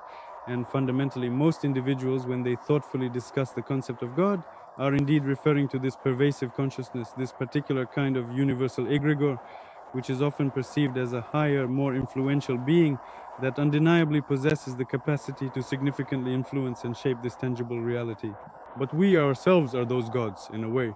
We are particles of this consciousness, if you look at this concept. And we can choose, for example, whether to save a kitten or not, to just walk by, right? Our understanding of who we are is largely built on all sorts of religious themes where you're told that there's Jesus, Mary, there's God who does this and that, or even without Jesus and Mary. There's Buddha, there's God, and you are a soul. There is a religious interpretation. He created you there, you are a part of him, and he watches over us all. There is karma. I've really, throughout my life, almost all people, well, not all, but a lot of people listening to this all the time, you kind of grow up with it, and you don't know anything else. There is Jesus, there is God. Ratata. There is a religious interpretation and there is a scientific interpretation that we were all created out of chaos, the Big Bang Theory and so on. That all of this, we are all just an accident. Well, you can't really call it an accident because all of life, it's not random, right? In reality, there are many theories, and as I mentioned earlier, it all just seems like people poking at their phones and saying, like, who the heck knows, whatever's going on in my head, that's probably what's happening there too. So when we actually have real knowledge about the algorithms of the world, when, I don't know, supercomputers will be able to calculate some of the processes that are really happening, then we'll be able to say more fully what's going on with this phone and how it works. But in the context of what we were talking about earlier, do those who are in control, including those who control our nutrition, need to give us this knowledge, give us these computers, give us the opportunity to understand who we are? That's good. Maybe we're being herded like cattle into little pens? That's one of the theories. Exactly. That's why, in a way, there are so many theories. Like, I don't really know what exactly is God to me. It's like when a tiny, helpless kitten is sitting on the side of the road, for example, slowly dying, and you simply walk right past it and casually say to yourself, calm, God will surely help it. And people really do say that. God will help you, my dear. That's it, blah, blah, blah. He'll help it. Then the next person comes along. He realizes, like, damn, what the hell is this? He thinks he needs to help right away, picks it up and carries it off. You see, that's what God is. So in this situation, that person is God. Every person can choose, are they God or not? That's what God is to me right now. That's how I see it. After everything I've seen over the past 7 years, I've seen such terrible things learning about our world that I honestly just didn't want to live truly on this planet with all this crap. So When it comes to God, the one everyone talks about, there's just no way. I mean, well, there's just no way to explain it. So those people who try to explain it, With karma, or some other nonsense really, which I also believed in all my life, like it's karma or he just has to go through it to experience it. Honestly, it's all complete nonsense.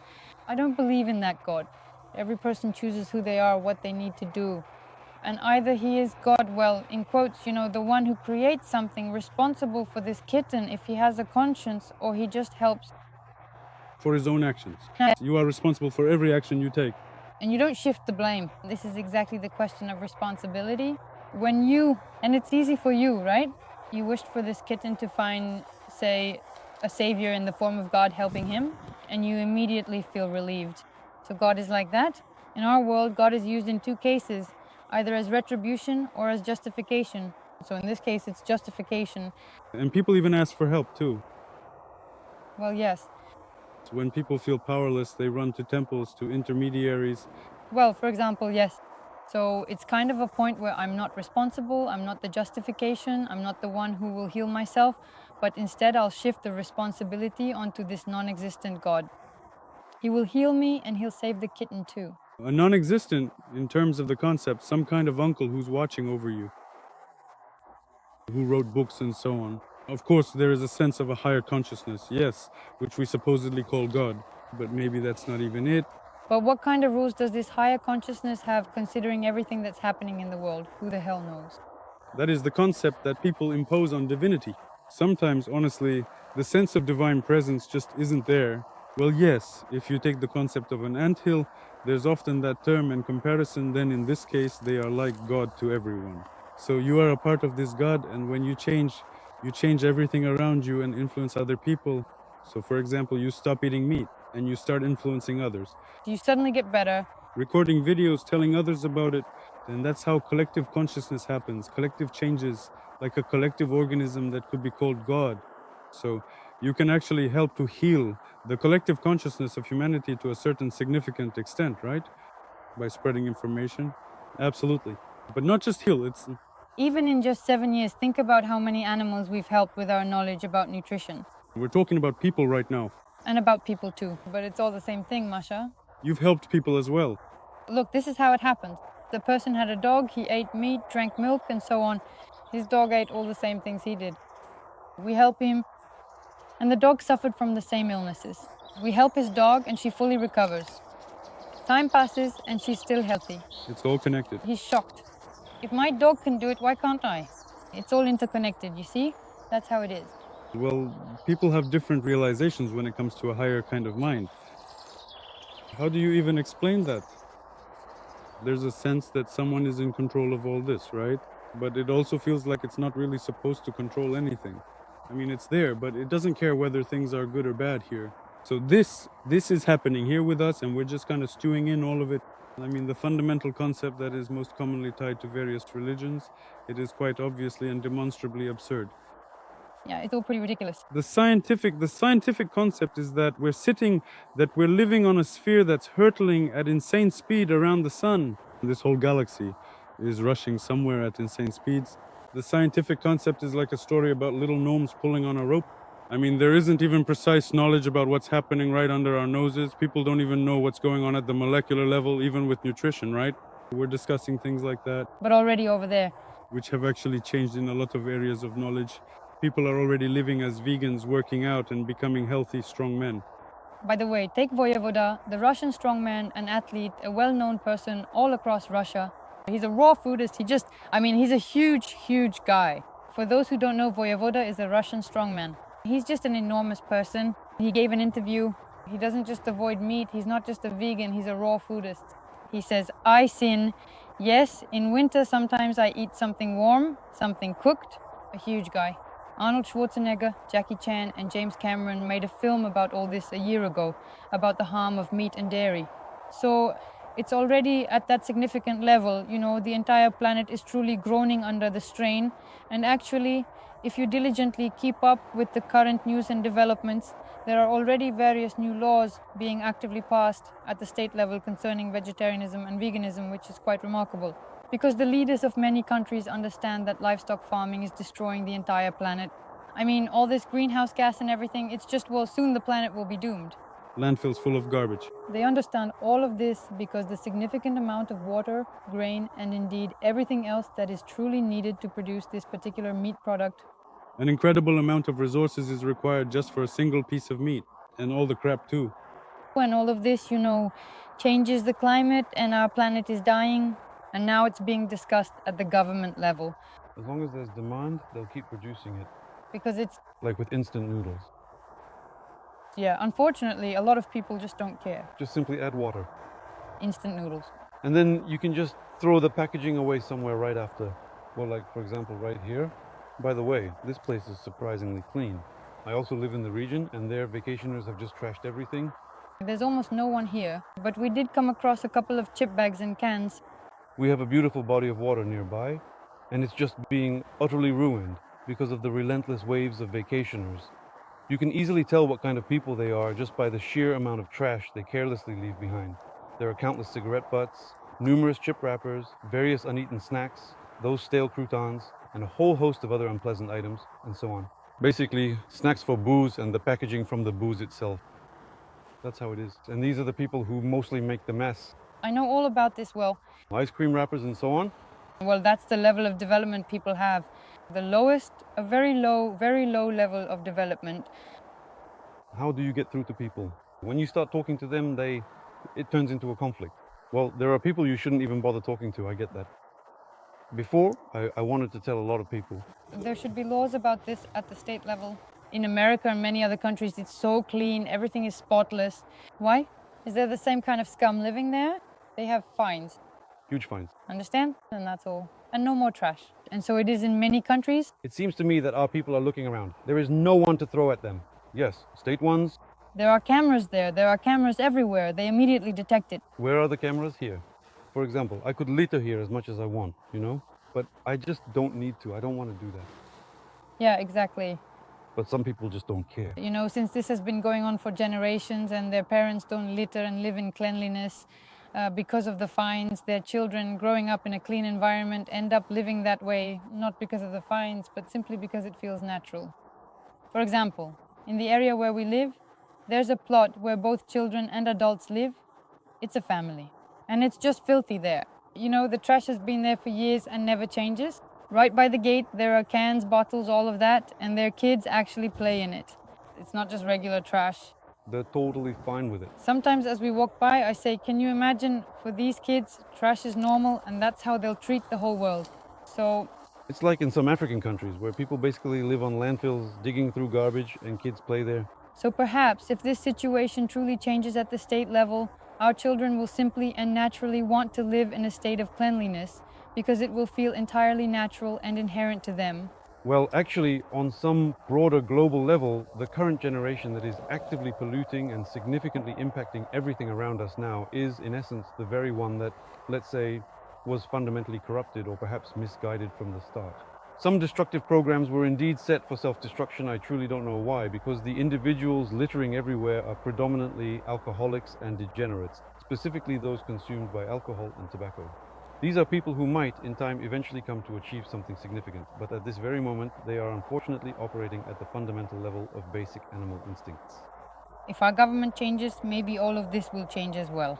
We got sidetracked from the topic of nutrition.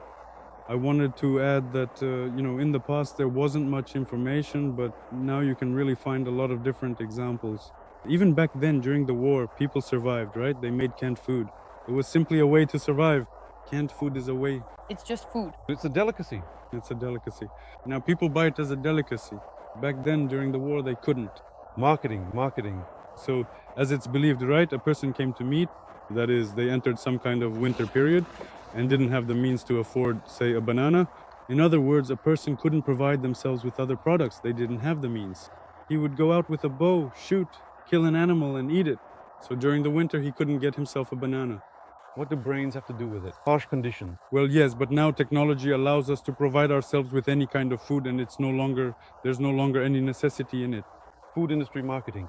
Yes, I just wanted to say that, because a lot of people simply don't realize how absurd this situation is. A lot of things are just pushed on us. Simply pushed. We need to change. We need to want to learn and to change. Let's go visit your place. And here we are, finally, at your beautiful and welcoming home. Actually, I discovered and learned about you quite serendipitously thanks to your truly wonderful and incredibly captivating paintings. In our age of high technology, when all of humanity's needs seem to be limited to Photoshop, Instagram, and smartphones, how is it possible to pursue painting when many people consider it some kind of atavism, something outdated? Actually, that's a misconception. If you look at certain investors, people who deal in paintings, well, people who are in the know, they understand the value. Right now, at this very moment in time, there are absolutely no existing technologies that can truly and accurately replicate an oil painting, right? That is to say, you simply cannot apply oil paint mechanically or automatically somehow with any real precision or artistic nuance. That's why it has value. It's handmade work. And the way oil paint conveys color, the spectrum of color it can reproduce is perfect. It transmits the full spectrum of colors that the eye can see and the eye perceives it. So when someone sees these paintings in person at a museum, they're blown away precisely for this reason. And technology, for example, if you take a camera, right, it takes a photo, but already loses quality. It has a limited spectrum. It's the same on a monitor. Printing is yet another loss of all that. So people who are knowledgeable in this field, there are even investors, right, who buy paintings as investments. And there are also collectors, major figures as well, who buy paintings for significant sums. Of course, in Russia, this field isn't as developed as it is abroad. That's why our Russian artists mostly sell their paintings overseas, because that's where they're truly valued. Unfortunately, here we have a situation, well, that's just how the system has developed in Russia, where this isn't in such high demand. But still, there are also great Russian masters, so that's a misconception. People who are knowledgeable, they appreciate and understand this work, which at the moment can't be done by robots or anything like that. It's a unique story. Moreover, it's important to remember it's a photograph. It's a photo of something that already exists in the physical world. Even if you decide to change it significantly in Photoshop, it's still just a digital file. It's not truly alive. You can certainly print it out, but you really can't compare a printed photograph to a fine art print of a painting. That's just my personal opinion, my perception, my feeling. So, does it turn out that only the human eye can feel the difference between some kind of reproduction? Actually, in painting, just like in music, there's also the aspect of history. That is, there's a person who created it, their thoughts, their views. So the value acquires a certain Kind of energy in the work itself. Yes, Here, the important factor is just like in music. That is, people come to concerts not just to listen. They could just put on headphones and listen, but they come for certain people, for the culture, for the live, Music. for all of this egregore, where people are immersed in a certain culture, and it's the same here. Even If I paint a picture and then take a photo of it, what people see on their phones, or if I print out a photo of that painting, and then there's the actual painting itself, when people see them, they're seeing two completely different things. You can't compare them at all. a painting, if you compare it to a photograph, is also a medium for images, the same kind of level or the same object of aesthetic enjoyment. But in a painting, you can depict things that aren't present in a photograph, and you can reveal another reality, uncover certain aspects, certain thoughts, and introduce them into reality. Essentially, this means that what we are unable to truly experience in a photograph, you have the creative freedom to place directly into a painting. Well, of course, yes. but in general, with the advent of the digital age, many things have lost their value. Unfortunately, music has also lost a great deal of its value. Visual art. It's more that the world is simply changing. Well, that's obvious, yes, but I wouldn't say it's been devalued. It's just shifting its perspective, and, now games are in demand or something else. So its application is changing. It will always be in demand, at least until artificial intelligence starts creating it, right? And now it's just that its direction has changed, and the money, the financial resources, or it doesn't matter, you could just call it energy, have simply flowed into other areas, films, apps, and everything else. So like music, it doesn't fade away, and it still exists at this moment. And I think it has just shifted its spectrum in another direction. For me, as someone who's not really creative either, it's interesting. I'm not an artist, but I used to draw as a child. When creating a painting, I probably feel the same thing as when creating music. Yes, Yes, it's a similar feeling. I think so, yes, whether it's a fully conscious creation or an unconscious one. Intuitive. Yes, yes, and it's exactly the same with paintings. I think that the more you grow as a master, the more aware you become, just like in life, right? The more conscious you are, the more you can realize yourself in life, live consciously, sort of take control, and it's the same here. So when you create music unconsciously, you get one kind of result, but you can still achieve some sort of unconscious success. But when you understand things more consciously, you can create more, do it better, and control the colors, the taste, the composition, and everything else. I would also like to introduce the concept of intuitive creativity. This is a state where you don't even really know what you want, but you feel this powerful inner urge coming from somewhere deep inside you. You don't know exactly where it comes from. You just have a strong desire to create, and so you simply sit down and start the process of doing something. In this moment, there's no specific technical task or predefined goal. It's one thing when you have a technical task, you just do it, you have to do this, this, and this, but it's a completely different thing when you just sit down and sometimes you catch a certain flow, and then one thing after another starts to come together. I'm speaking now from my own experience of creating music, and gradually some kind of puzzle starts to take shape. I wonder if it's the same in painting. I think that in painting, just like in music, it's all very similar. I feel it as the subconscious, the work of the subconscious. That is, you want to say something inside.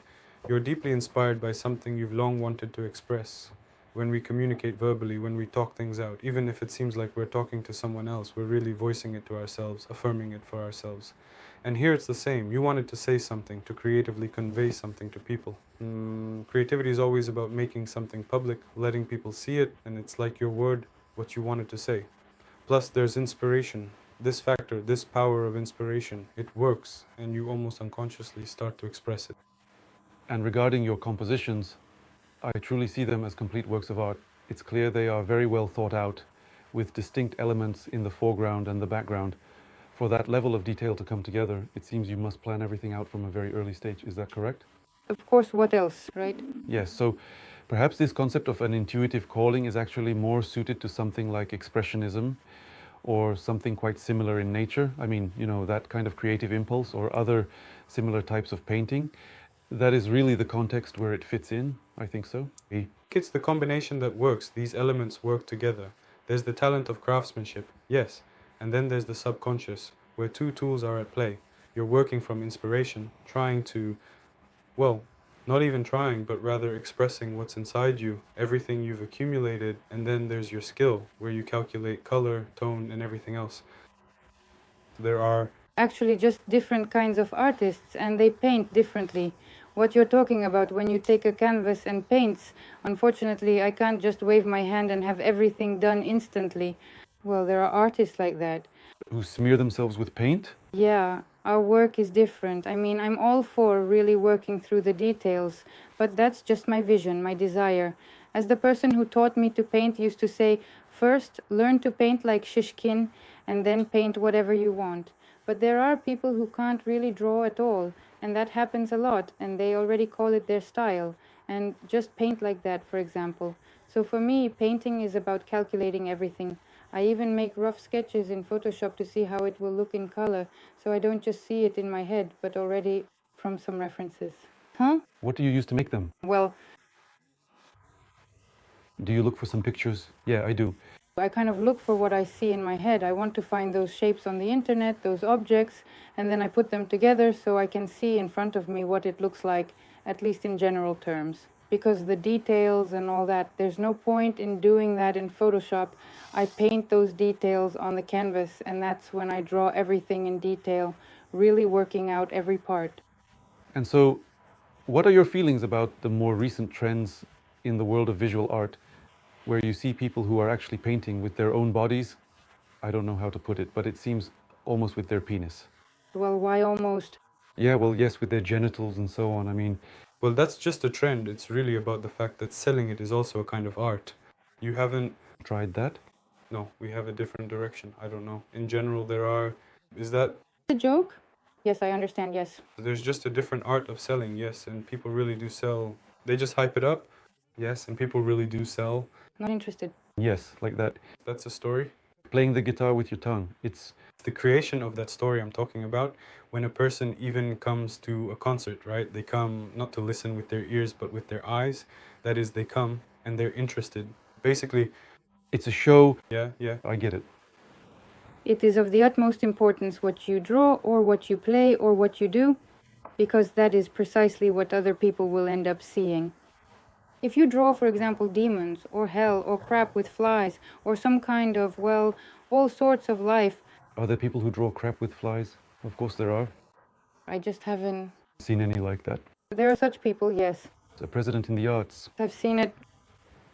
And that's what you share with people, meaning whatever you're rich in, that's what you share, and people look at it, they absorb it, they kind of enrich themselves with it. That's what you fill people with. And in fact, this phrase, whoever is rich in something shares that very thing, fits perfectly here. If you share beauty, if you share something wonderful, something with philosophical meaning that makes a person reflect on something, then people see it and they want to come into contact with it. They may not consciously understand what it is, but somewhere deep inside it touches them and it moves them forward. That's why the more beauty there is, the more people there are. It's actually very difficult to promote something good, things like this. I had an experience even before I met Alishka where I kind of promoted myself with all sorts of crap. I used to draw all kinds of life. People really like that. Crap with flies. That's where I saw it somewhere. And so I started out drawing with pencil, then for all sorts of popular people I made different merch. And basically I was really unpopular, like seriously unpopular. Crap is really popular. And it's very easy to get promoted with that. But when you start creating something good, actually doing something real, it's definitely harder to promote. But of course that's the point. It's easier to shock people. It just so happened that our system has rotted. Historically it turned out that we're mired in crap. And all of this is in demand. In other words, the world is infected with this, it sees it and it supports it. Even I was a kind of clown. I went along with the audience who wanted all this crap that I was drawing. And over time, when I met Alishka, I started to realize what kind of nonsense I was doing. I'm a clown who just goes along with all of this, with the egregore of people who want, like, porn. That is you. You have this kind of dependency. On some level, it's almost like they're telling you to drop your pants and show your ass. Well, it's something like that. That's exactly how it works in art. Basically, what starts to become in demand is what lifts you up the ladder of art. People mostly demand this crap because they're infected by it. But it's all very easy to do. It just comes out on its own. The shit just pours out of us by itself. And you don't even have to try to make it come out, but to create something bright, beautiful, something intelligent. To make or come up with something that really touches people and lifts them up, elevates their state. For that, you have to grow yourself. And that's already the personal growth of the person who is creating something. And you become better when you create something beautiful, because that's growth. But crap just pours out on its own. You don't have to try for that. So this is the choice each person has to make. What to create and what to watch as a viewer. These are very important points. Well, and in any case, as we said, when you change your diet, everything is interconnected. And if you change your diet, you start wanting to develop spiritually as well. Even physically, when things like alcohol affect you, or even chocolate, right? It acts as an irritant. If you consume too much of it, if you eat it the wrong way, it's harmful. It kind of excites your emotions. Chocolate excites your emotions. And as a result, you become unbalanced, maybe angry or aggressive, lashing out. All of this spills over into your life, your creativity, or somewhere else. So, when you change your diet, change your lifestyle, you start wanting to preserve your body, you start working out, you begin to create something more beautiful, to surround yourself with beauty. Even with swearing, I used to be, well, like a thug, honestly. I would walk around like, a gopnik. Really, if I was walking down the street, you and I aren't from the same neighborhood, I just hung out in the same kind of places. I used to walk around like that, basically like a real gopnik, and it showed. In fact, it gets imprinted on people's faces. Not many people think about it or notice it, but actually, if you sit on a commuter train, you can read people. This one's a drug addict, that one's an alcoholic. It's obvious just by looking at them. You can see the distortions, they manifest on the physical level. Meaning that pathologies are already appearing physically, of course. Yes, so this distortion, this way of thinking, a person thinks in a certain way and it feeds certain entities. That's a whole separate big topic, of course. Well, that's basically how it is. I understand that right now we're talking about beauty, about the energy of beauty that awakens all the best in us. In the world of visual art, there are artists who are drawn to working with the beautifully grotesque.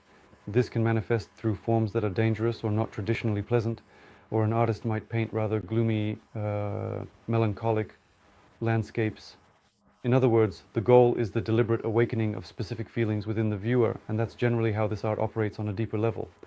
For example, there is a fascinating artist by the name of Greg Gors-Gmin. Are you at all familiar with his work? Probably. He paints some undeniably creepy things, but they are truly something remarkable. They have a way of awakening something deep inside of you. What do you mean? Well, look, I'll probably interrupt you here. There's this idea. So in the past, how did they treat things, right? They would pull out a tooth, just yank it out, let's say, and that would help. So you can help in different ways, but there's an understanding that this way is crappy, helping like that, and this one is good. And you can choose an appropriate one among them, whether you pick this method or that one. So there is a difference. Of course, you can help pull it out the way you know how at this moment, right? That is, it's the level of your awareness, how much you are capable of. So for example, there's this guy, Jacques Fresco, right? And he, probably everyone knows him, well, a lot of people do. He says a lot of really smart things, and I honestly believe it fits perfectly in this context. For example, you can cut someone off and say, like, don't do that. What are you doing then? Harshly cut them off. Or you can say, don't do it like that, do it like this. Or just tell them right away, it's better to do it this way. So here, you speak negatively, you immediately immerse the person in negativity and then pull them out, but there's another way. You can approach it positively from the start. There are all sorts of dog training methods, and some people hit them, beat them to achieve a certain goal, and others use treats to motivate them. Not even with treats, just by speaking their language. The point is, The dog doesn't experience any negativity at that moment. Its heartbeat stays calm, and it only gets a joyful experience. Yeah, it's the same with people. And it's the same with people. Actually, I've heard this phrase before, and now that you said it, I remembered. I started analyzing how sometimes I lose my temper with my kids when they don't listen to me or do something I don't like, and I don't act that way. But you have to learn this. It's really the work of all humanity. No one acts like that by default. Everyone who is on our planet right now is far from perfect. We have so much more work to do on ourselves. So what's happening in the world right now with all of us? We sit here acting smart, supposedly, but in reality, we make a ton of mistakes in life, literally billions. And to achieve even the smallest, most minimal victory, you have to take that step. you have to work 3 times as hard. And in a way, that's what we're doing now. We're spreading, thinking, discussing, bringing this out. And we accidentally stumbled upon the rather intriguing and profound story that you genuinely treat paintings as if they are not merely decorative items, but truly potent healing objects, imbued with remarkable and beneficial therapeutic properties? Or did you in fact genuinely and consistently always perceive and see them in precisely that extraordinary and unique way from the very beginning of your artistic journey? Do you believe your paintings can heal, can energize people? Listen, inside me, I'm a person, and inside I have a lot of pain for all sorts of reasons. I live in this world and I realize how terrible it is, especially, well, over the past 7 years, everything I've seen has just been awful. And inside I have a lot of terrible things to say, you know? Some of it is just absolutely horrific. If I could paint all of that, then maybe people would even like it much more than what we've done before, you know? People would be like, damn, yeah, that's exactly how it is. It hits home, yes. There's all that filth, there's meat, blood, there's rot. Even painting animal killings, talking about how they're being killed, well, that would be pretty hardcore. You could even make some themed social commentary paintings on all these topics. Crucifixions, I don't know. You can just come up with stuff, you know? Seriously, when you start thinking from a negative perspective about what to create, it just flows on its own. So many images come to mind, so much stuff. It's like a real breeding ground for maggots starts up inside. I mean, crap just flows out of a person so easily. Just turn on the tap. But I realize that there's already so much crap in the world, this cup is already so overflowing that if I do it again and throw it out there and show people more crap, I won't be doing anything new. But I want to do something new so that people would say, maybe I won't create anything new, I don't know. But I want to. I have this idea. That's my aspiration. Maybe in 10 years I'll do it. Maybe I've already done something new for someone. I don't know. But there's this fire inside me. I want to create something, whether it's music or a painting or something else, maybe an article I'm writing about animals or something else entirely. And people would say, wow, yeah, that's interesting, that's something new, I want that. Or, for example, they see a painting and say, that's interesting.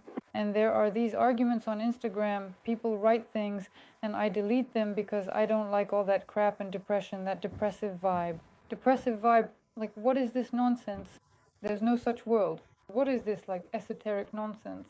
Magic doesn't exist, and that's the kind of stuff people write. But I really like your fairy tale-like approach. I say, that's in your world, it doesn't exist. But for us, it's reality. We live in love, in peace with our animals. We live without causing harm to anyone at all. We have all kinds of great music. We dance at home. We sing. Our life to many might seem magical, but it's kind, it's helpful, it's interesting. For us, that's what magic is, and we want to express that in our paintings. Again, that's my choice, because I could choose to make some kind of crap, and even more people might like that. But every time I'm in pain and I want to do something bad, well, bad in the sense of just letting out crap, because a lot of people pour their crap into their art, they free themselves from what's hurting them onto a painting, into music, or somewhere else. But what happens with it after that? After all, people absorb it, so it turns out that this person is feeding the audience with this crap. And that's a huge responsibility for this crap bearer, a responsibility for all these people. That's just how I personally perceive the world. And every time I want to do something bad, to let something out, I realize, no, I have to work through it inside myself and change. But I'll show people something good to inspire them. Because you never know what state a person is in right now. Maybe they're on the verge of suicide, maybe everything in their life is going terribly. And when they see this crap you've drawn or made or something awful, they think, well, everything in life really is shit. And just went and hanged himself. And there's plenty of that around. Or maybe you just snapped at someone. That's also your creation, in a way. For example, in a store, you were rude to a cashier, and for her, that was the last straw, and she went and shot herself. You see? And that's your responsibility, to make that choice every day. I'm not saying I'm perfect, that I always behave the right way, but at least I'm aware of all this, and I strive for it. And I want other people to respect each other, too, in their own creativity, in their everyday interactions, even with the cashier. The world is already full of pain, so I wish that each person would transform that pain and give something beautiful back to the world. Guys, tell me, is it okay to say guys when half of you are girls? Of course. Could you please share with us in more detail about your unique musical creativity, delving into the inspirations and processes that shape your artistic expression? Furthermore, we are very curious to understand how you embarked upon and ultimately came to perform this particular kind of music, which, to be completely honest and observant, is not typically associated with Russian musical traditions, and quite notably, is also presented entirely in the English language. Well, actually, music probably doesn't really have such a clear... Most people who actively listen to this particular kind of music, I genuinely think, don't really perceive the profound culture and historical context behind it at all. I mean, how so exactly? And then there's good music and there's bad music, right? And people listen to the music to how it sounds, like how the vocals sound. Actually, there are a lot of reasons why we chose to sing in English specifically. So, Well, I think that the English language, again, that's just my personal view of life. It's the most melodic singing, the most pleasant to my ear. I grew up on English music. I never listened to anything Russian, well, except for Boris Grebenshchikov. Basically, I grew up on his music. And my father was a music lover, so there was rock, reggae, blues, country, basically all kinds of music. And honestly, I've been listening to it since I was in the womb. For me, it's, well, my truth. I just love English music, blues, rock, country. why country specifically? As I understand it, in your story there was We don't just have country. all kinds, right? And punk and metal too, right? Exactly. Well, actually my story with music goes way back, since I was 16. I started with rock, I played drums in a band, and then I played all kinds of guitars, from punk to metal, even alternative. Back when Tractor was just starting out, we were already rocking hard. Yeah, Korn. We used to go to concerts, perform Korn covers, Basically, we went through all that scene right at the very beginning of the alternative movement, and then, just like everyone else, we switched to metal when the whole scene moved to metal. So basically, we just followed the trends. But when awareness started to come, when I began to understand things, my perception of the world changed, yeah. So is that her influence, right? Well, actually, there are a lot of influences here. Of course, it's mine. Of course, Alishka really influenced me quite a lot more. I love it. For me, it's truly soulful and deeply moving music that resonates within. And he loved metal and punk. Yeah, he was really into all of that kind of stuff, you know? But are you willing to listen to metal and rock for him? No, for me, I'm just too sensitive. I can't stand that music even for 3 seconds. My whole being literally feels pain. My whole self just twists up inside. I already figured that out. I invited you to a concert and you said, I won't come, I can't. It's just that, well, when we started living together, he didn't even try to send it anymore, not even at the beginning. You had moved on by then too? Well, I can definitely say that probably looking back on it now, there were many different and significant influences at that particular time in my life. At first, I got myself some crosses, yeah, and then my perception started to change. What kind? When I got the crosses, it's a culture that kind of calls to you. It's like an oath to a healthy lifestyle, right? And you start to think about it, and that's when some changes started happening for me. And as a result, we were drawn to each other and began working together from then on. Alishka, It was easy for him. He liked all that music and he started listening to it with pleasure, really lived through it, got deeply into it. so when you start to change spiritually, your perception really becomes different. And that's really how it works. Well, people are usually like, from the outside, when you say things like that, people think, what kind of nonsense are you on about now? But in reality, that's exactly how it happens. You start to listen to the instruments more subtly to become aware of the rhythm, right? I mean, if you take this, no offense, of course, but that's just how it is. Pop music, rap, yeah, it's just boom, boom, boom, primitive. That is when a person doesn't have to think, when there's no complexity in the lyrics, no complexity in the melody, when you don't have to make any effort. So it's all along the same lines, in the same vein, where the slave doesn't have to do anything, doesn't have to think about anything, and that's Country music maybe is also very simple. Just a guitar and a voice and everything just blossoms for me. Absolutely. The voice is very important to me, the voice and the beauty of the music. There might be just a guitar or just a voice. You know, before I had the pleasure of meeting you, my entire attitude toward country music was quite profoundly mistaken, I must admit. For some reason, It can be different. I thought it was something akin to bard music. That's just the impression I had for some reason. well, actually, what we do isn't really country. You can't really call it that. I like listening to country and blues, but what we play is something in between. It's more that we focus on just old American music, old American styles. So it's a mix of blues, country, some rockabilly themes, and something else. So we don't really have a specific label like country. When we were discussing shooting music videos, you showed me some examples of certain artists, and I was just blown away. There's some pimply, unwashed guy standing there playing guitar. Yeah. It's shot in a single take. The filming itself is nothing special, but it has tens of millions of views. I mean, He has an amazing voice. I know exactly who you're talking about. but that's not even the point. I'm just saying that this music over there, it's in demand. There's a whole culture. There are masses of fans of this music. Being here, well, it's probably very hard both to perform and to attract like-minded people. Now, as you know yourself, music is changing its direction, and live performances and all that aren't as relevant as they used to be. Even the earnings from performances and everything else. And now, with the internet, everything is going global. So music is becoming different, it's becoming less live, but maybe that's sad, or maybe it will reveal itself in a new way, right? Yes. With time. But now music is becoming global, a world heritage, and there are a lot of people in Russia who actually listen to country and everything else. So It often happens here that people have never even listened to this kind of music, and they listen to what we play and say, wow, that's cool. I like it, even though before that they had never even heard anything like it. So I think the point isn't about what style it is, but how it's done. Well, and language, language and music for many people actually. Of course, there is a group of people who divide things by language, patriotism, and all that. For them, the perception of information is important, yes. But there are people who listen to vocals as an instrument and perceive it that way. American music is a level above by an order of magnitude. That's undeniable. That's obviously true. I mean, just look at its development, how far it's come.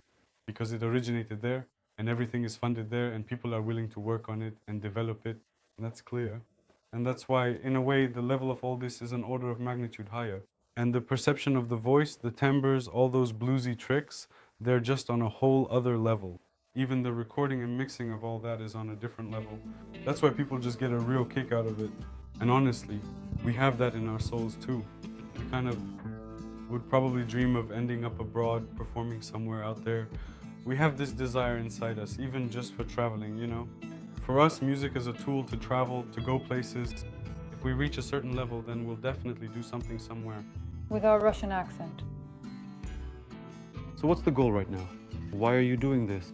Well, Because we just can't not do it, you know? It's not really about having some specific particular goal in mind. It's just that you simply cannot. I tried to quit painting. Do you know how that went?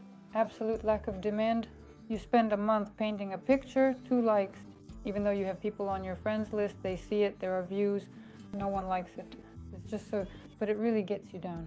And you spend a month painting a picture, it gets 2 likes, 3, and one of them is yours. And you're like, well, that's it, screw it, to hell with it. And there are no sales either. And you just sit there and realize that you're painting for yourself. And there were times when I really did quit, thinking I should do something else. What I do, nobody likes. I felt that way twice in the 7 or 8 years that I've been painting. bless you. Bless you. But it's stronger than you. It's like, well, your personality says that's it, it's over. But that thing inside you that makes you do it, it's like, no, keep going. And it just grabs you by the scruff of the neck and throws you at the canvas again and again. So you start painting again and so on. Even if nobody likes it, you still do it. Then eventually someone starts to like it. It's the same with music. It's a place where you can express yourself, say what you want, kind of declare yourself to the world.